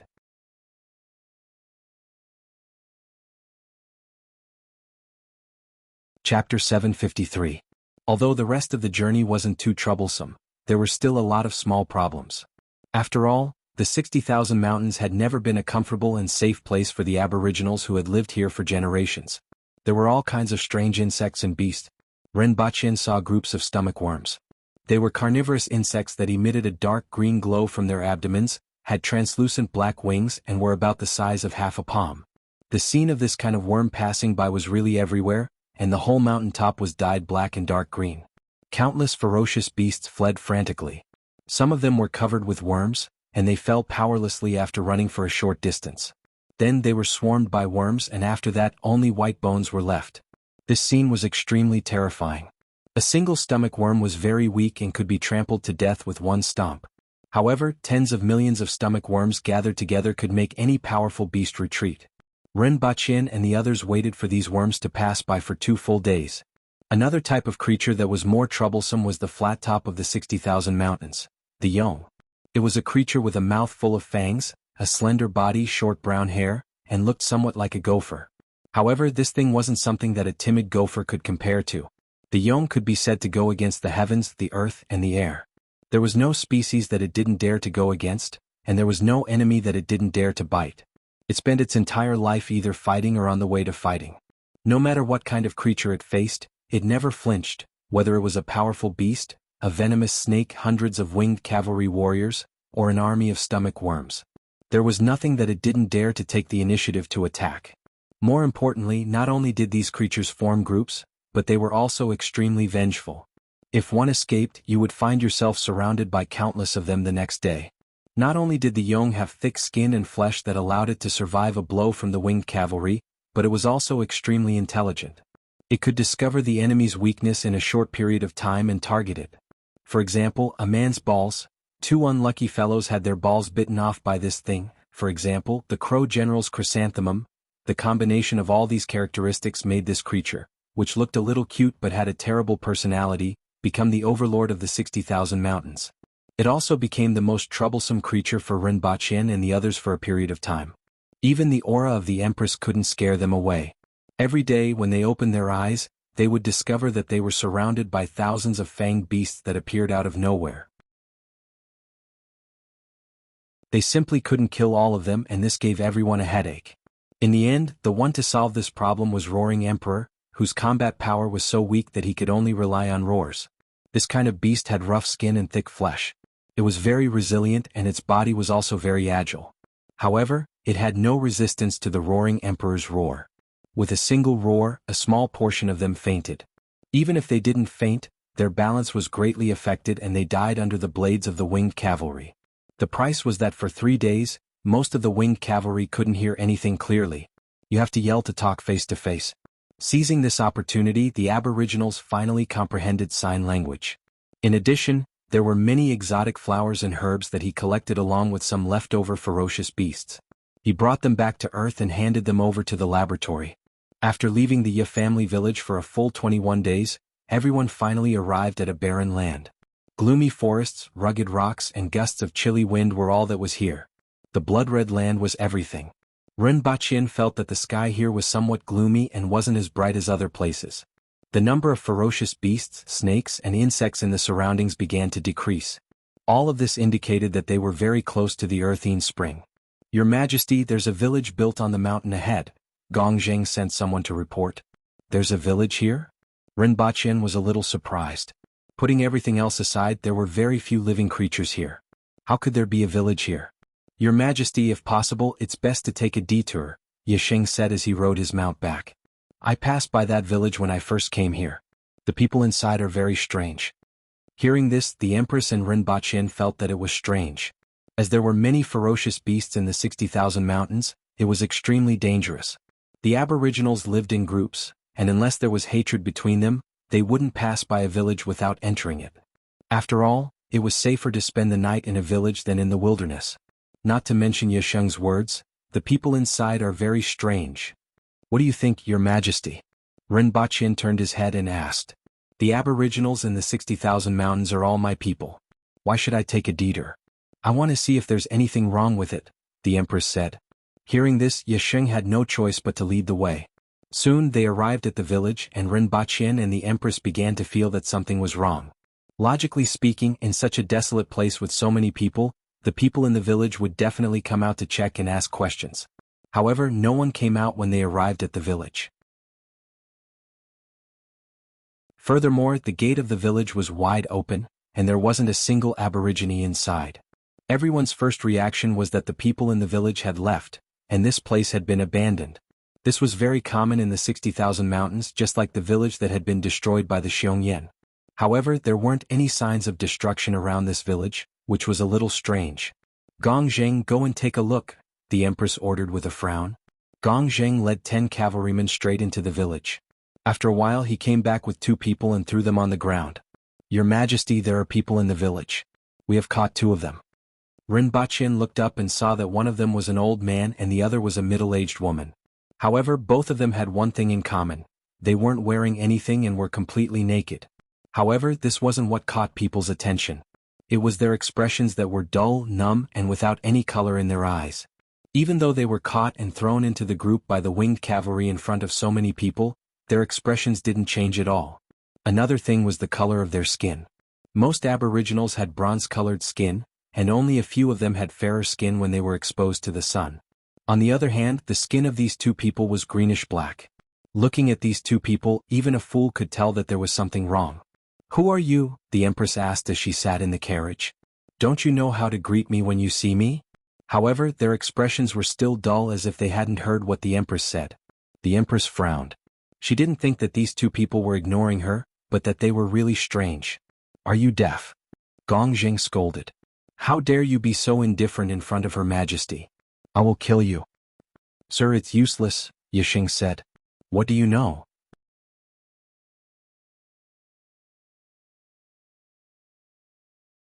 Chapter 754. Rinpoche and his entourage entered the stronghold and saw that there were hundreds of stone houses arranged in a ring. In the middle of the stronghold was a huge open space. In the open space there were some bonfires and bits and pieces of sundries. This made the stronghold a little more lively. He carefully looked at the houses on both sides. Although they were the kind of stone houses that were commonly seen in the Aboriginals, the stones here were the same as the soil. They were mottled dark red as if they had been stained with blood. Pushing open the door of a stone room, there was only a wooden bed, a table, 3 stools and a cabinet inside. Apart from them there were 2 other people. A man and a woman in their 30s or 40s were sitting on the bed with their eyes fixed in front of them. Their entire bodies were covered in a greenish-gray color, and they were not wearing anything. Rinpoche walked up to the 2 of them and looked at them. Their gazes were the same as the previous 2 people. There was not a trace of life in them, as if they were dead people. Rinpoche touched their foreheads. They were still warm, but it was a little lower than that of an ordinary person. He probed his nose and found that there was also breathing, but it was very slow and light. He wanted to place his hand on the woman's chest to sense her heartbeat, but considering the thickness of the fat on her chest, it would be difficult to sense her heartbeat. In the end he placed his hand on the man's chest. His heart beat about 10 times a minute. "What are you doing?" the Empress asked as she walked into the room and saw Rinpoche placing his hand on the man's chest.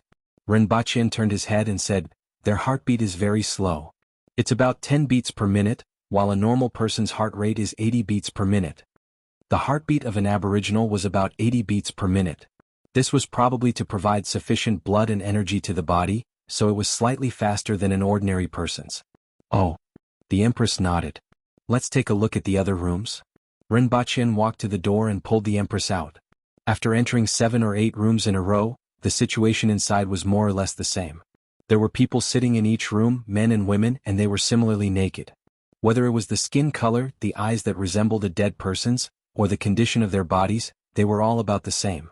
If it weren't for their breathing and heartbeats, he would have thought that they were clay puppets. When they entered another room, Rinpoche suddenly asked, "Has Your Majesty discovered a problem?" "What?" "There don't seem to be any young people or children," Rinpoche said with a frown. After hearing Rinpoche's words, the Empress recalled that those houses they entered just now were filled with people above the age of 30 or 40. Not only were there no children, there weren't even any youths in their teens or 20s. It was normal for 1 or 2 houses to have this kind of situation, but it was abnormal for 7 or 8 houses to have this kind of situation. According to the ratio, the proportion of youths and children under the age of 30 would not be less than 1/3. After all, the lifespan of an ordinary Aboriginal was less than 100 years. "Let's wait and see." At this moment, Rinpoche had entered the mode of a primary school student. He had never encountered such a strange thing in his life, and such a strange village had piqued his curiosity. "Justice." The Empress called Gong Zheng as soon as she stepped out of the door. "Get someone to check all the rooms and see if there are any youths or children below the age of 30. Rinpoche didn't care about the Empress's arrangements. Instead, he pushed open the doors one by one to take a look. When he had walked past half of the houses, Gong Jing sent him a message, "There are no young people or children in any of the houses." Soon after, Rinpoche, the Empress, and the rest found a corner in the village to rest and wait to see what would happen tonight. According to Yixing, these people would come back to life at night. Rinpoche pondered for a long time while he was resting, but he couldn't come up with anything. Instead, he had a lot of messy and unreliable ideas. For example, being possessed by ghosts, or that the people here had died many years ago. After all, this place was very close to the Earthine Spring, and it was only a day's journey away. Legend had it that the Earthine Spring was a passageway to the world of the dead. Coupled with the strangeness of this village, Rinpoche's imagination ran wild. When everyone arrived, it was already close to 3 o'clock in the afternoon. After waiting for another 4 hours, the curtain of night began to fall. When the sun completely set, a strange smell began to pervade the village. It smelled like the fishy smell of soil. Soon after, all kinds of sounds began to appear in the village, which had always been quiet. The sounds of people stretching, talking, and sighing could be heard from the stone houses. Rinpoche's eyes were fixed on the two people who had been thrown on the ground not far away. As the curtain of night fell, the old man and the middle-aged woman opened their eyes one after another, looked around and walked toward the stone houses in the village as if they didn't see anyone. Following their footsteps, the rest of the people also came out of the houses one after another. All of them were naked, and their expressions were somewhat stiff as they greeted the people around them. Musu, have you dealt with today's prey? That was 3 days ago. Your memory is getting worse and worse. Su Damien, you didn't even wear any clothes and just came out swaying around. Be careful that the elder will beat you to death. Sui, aren't you going to your city? When are you leaving? Who has seen that kid of mine?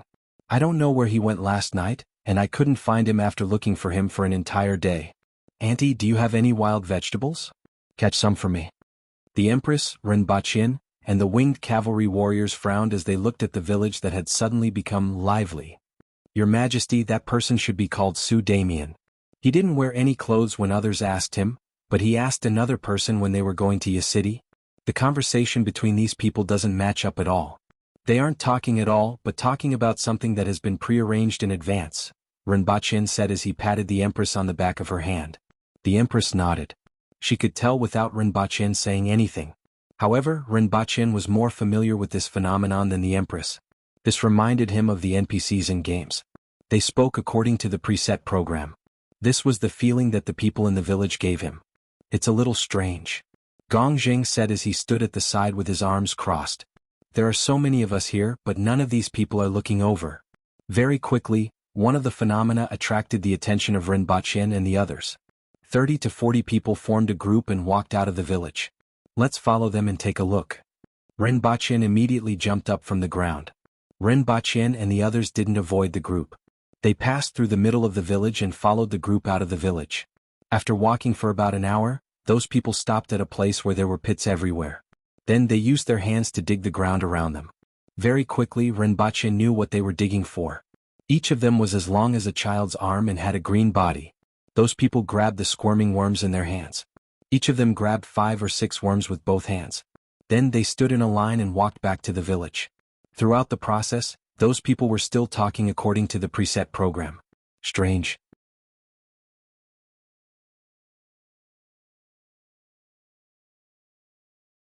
Chapter 755. Under the red moon, more than 100 aboriginals were eating food in the village. They were green worms that were as long as a child's arm. When they bit down, there would be a chi sound and a blue liquid would spurt out. The worms would also squeak. Rinpoche, the Empress, and the others who were watching from the side felt their blood run cold.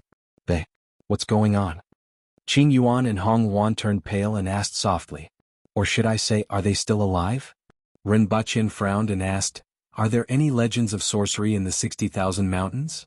As far as I know, there aren't. The Empress shook her head and asked someone to call Yixing over. Rinpoche asked again, but Yixing shook his head. Were they like this the last time you were here? Rinpoche asked again. Yixing shook his head and replied, they weren't like this the last time I was here. When I was here last time, I found that the people in this village liked the night and didn't like the day. Moreover, his expression was wooden and his speech was slow. I felt that it was strange, so I hurried to leave. I didn't expect things to turn out like this. When was the last time you were here? 16 years ago. At that time, I found traces of a mountain song and followed it all the way here. However, this place was strange and there were no traces of the mountain song. After searching for a few days, I retreated. Rinpoche naturally didn't know what a mountain song was. In fact, there were countless strange beasts in the 60,000 mountains, and the areas that no one had set foot in were even larger than the known areas. Therefore, he couldn't be bothered to ask about the strange beasts in the mountains.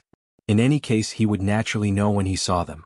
Unexpectedly, Gong Jing was a little surprised and asked, is there still a mountain song? That should be right. I heard from the elders in the village that the mountain song likes to grind its teeth with stones and leaves all kinds of filth on the stones. I discovered it by chance. Not only are there filth on the stones, but there are also traces of teeth grinding. In fact, I heard that there are such beasts in the depths, but this area hasn't been seen for many years. Judging from their conversation, this kind of strange beast was somewhat special. Rinpoche became curious and asked, what is a mountain song? It's a monster that looks like a human. It's usually about 3 meters tall, and its movements are clumsy, but it's very strong. It likes to eat people and it has two very long fangs in its mouth. In the past there were many of these monsters. Later on, under the encirclement of the Aboriginals, their numbers gradually decreased, Yisheng explained. It's a little strange. Rinpoche casually replied. In Deo, 10 feet was more than 3 meters, and a height of more than 10 feet was at least 3 to 7 meters. Furthermore, it was in the shape of a human. Rinpoche wondered if it was a gorilla or something like that. King Kong? His body size was about the same. Then he talked about what happened in the stockade village. According to Yisheng, these people didn't always become like this. Instead, they gradually became like this. This is a process. Therefore, they must have been influenced by something to become like this. The Empress looked up at him and asked, "What do you think?" "No idea. I don't even know if they're dead or alive. Or, we can catch one and cut it open to take a look." The Empress glared at him as soon as he finished speaking. "We must first understand their situation before we can decide on our next step.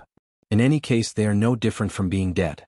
In other words, they are now a group of puppets with warmth and heartbeats," Rinpoche said indifferently. "Your Majesty, if you want me to live like this, I might as well die," Gongzheng said. The thought of living like a puppet was really a terrifying thing. The Empress pondered for a while and asked, "Can we find the reason why they became like this by cutting them open?" "Of course not." Rinpoche panted as he spoke. The Empress was so angry that her eyebrows twitched. She punched him and sent him flying. Rinpoche was sent flying more than 20 meters away and even knocked down a puppet that was closest to them. When Rinpoche got up, that puppet also slowly sat on the ground. At this moment, the Aboriginals in the stockade village had finished eating the worms and were all sitting there in silence. They didn't even speak that language that seemed to have been programmed for them. The entire stockade village fell into silence. However, under the moonlight, one could see the silhouettes of people sitting there. It was a strange atmosphere. Rinpoche took another look at the puppet that he had knocked down before returning to sit opposite the Empress. Looking at their current state, we can only search for the reason bit by bit. We have to use all kinds of methods, but even so, we may not be able to find the reason. After all, their appearance is too strange, and it can't be caused by ordinary circumstances. Cutting them open is only one of the options. We can see if there are any differences between them and ordinary people, and we may be able to find something. In our place, this is called an autopsy. At this moment, Rinpoche had already treated these people as living corpses. Fortunately, these people didn't bite. Otherwise, he would have thought that it was a resident evil from another world. "I understand."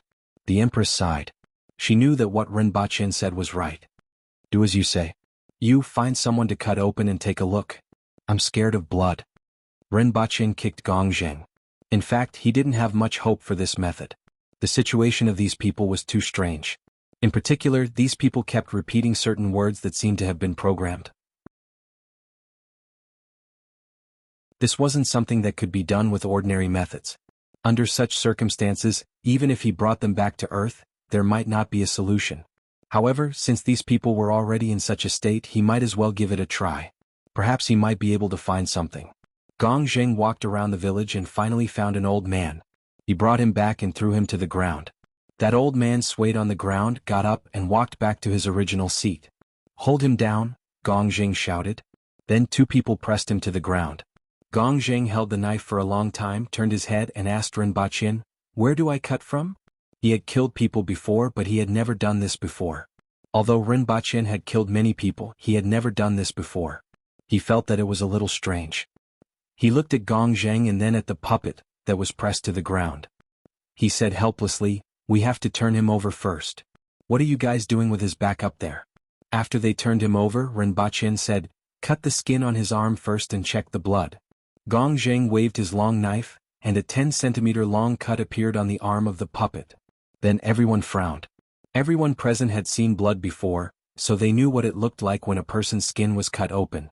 This puppet was definitely different from a normal person. After more than 10 seconds, dark red blood slowly seeped out of the wound. Not only was there very little blood, but it was also very viscous. "Stomach," Rinpoche said again. Gongzheng gestured at the other party's stomach, and the puppet seemed to sense danger. The wooden expression on its face suddenly turned malevolent and crazy. It struggled with all its might and erupted with great strength. The two winged cavalry warriors actually had to expend a lot of effort to hold it down. "Ugh!"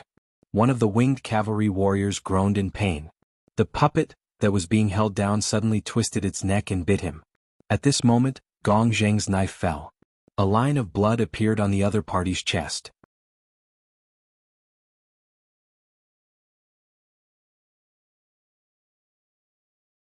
Chapter 756. Those blood vessel-like things were extremely fast like arrows.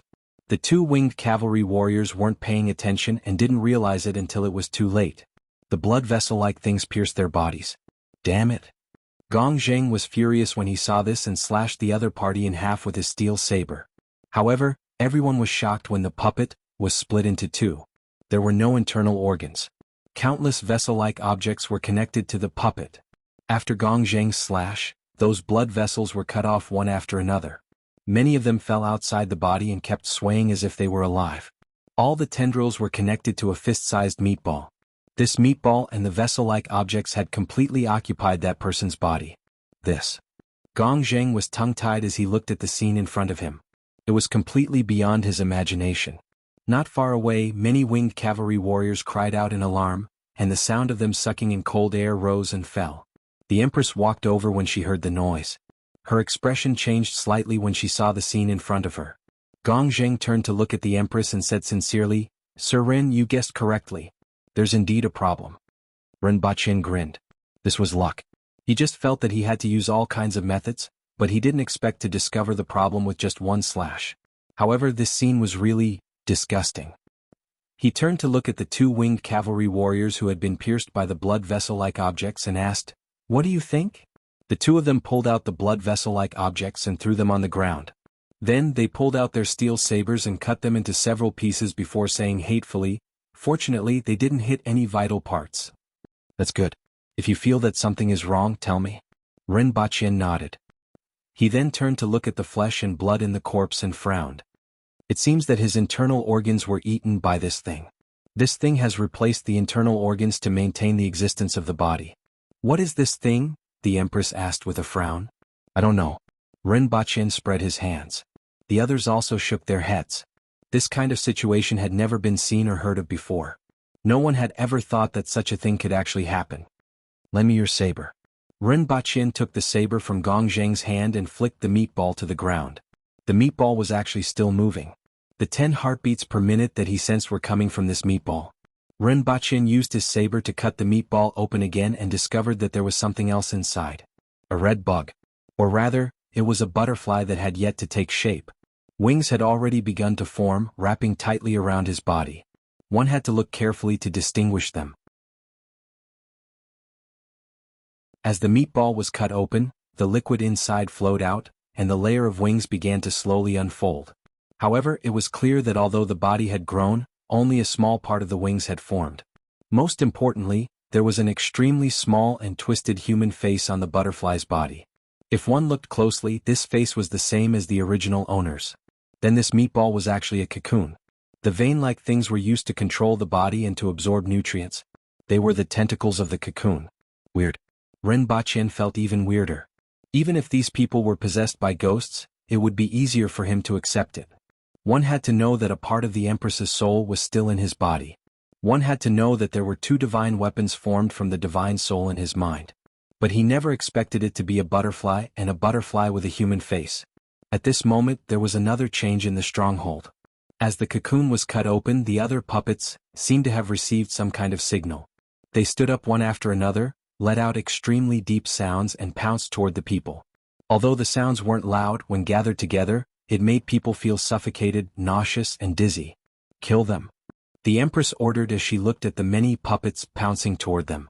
After seeing the condition of the bodies, she didn't hesitate anymore. These people couldn't be considered humans anymore. There were less than 200 puppets in the stronghold, but there were 300 Kismet Heaven-winged cavalry warriors here. As soon as they came into contact, severed limbs flew everywhere. What shocked everyone was that more than 10 people were actually injured. These puppets could still move even after being cut in half. Furthermore, the vein-like things in their bodies pierced through their skin at the speed of an arrow. At such a close distance, many people were immediately hit. Don't chop off their heads. Split them open. They are controlled by the meatball in their bodies. Chop off the tentacles of the meatball, Ren Baqin immediately shouted. With Ren Baqin's reminder, everyone reacted and chopped off their opponents one after another. Next, they cut open their opponent's stomachs and chopped off more than half of the meatball's tentacles. Soon after, everyone realized that as long as they chopped off more than half of the tentacles, the other party seemed to lose its strength and wouldn't shoot out those tentacles again. In just a short while, all the puppets in the stronghold were killed. The meatballs were picked out of their bodies and chopped into pieces with knives. One of the winged cavalry warriors died as well. His heart was pierced by a tentacle. In addition, nearly 20 people were injured. "Pick out the things in their stomachs, kill them, and then bury them," the Empress ordered. Although the puppets were all killed, she still didn't look too good. After all, these puppets still looked like aboriginals. Rinpoche stroked his beard and looked thoughtfully at the butterfly with a human face on the ground. "What are you thinking about?" the Empress asked. "These butterflies haven't matured yet," Rinpoche replied. "It's been 16 years. It's been 16 years since Yixing discovered them. Furthermore, it was already very strange when he first saw them. Before that, these people had already been swallowed by those things." "It's indeed been a long time." The Empress nodded. Even if it was 16 years, it was still a long time since these creatures hadn't matured in their stomachs for 16 years. Rinpoche raised another question. "That's why there aren't any children here. As for youths, the youngest one here is at least 30 years old.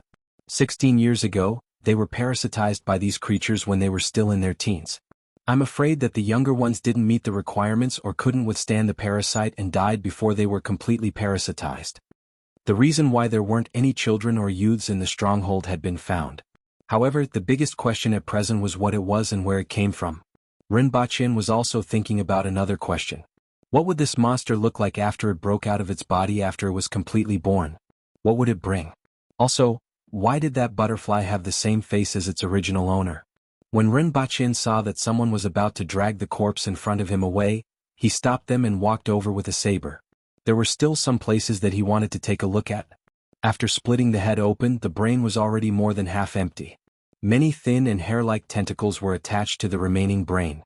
Rinpoche got someone to keep the corpses of the creatures in the meatballs and prepared to bring them back to Earth for examination. The rest were to be burned with fire. Everyone rested in the stronghold for the night.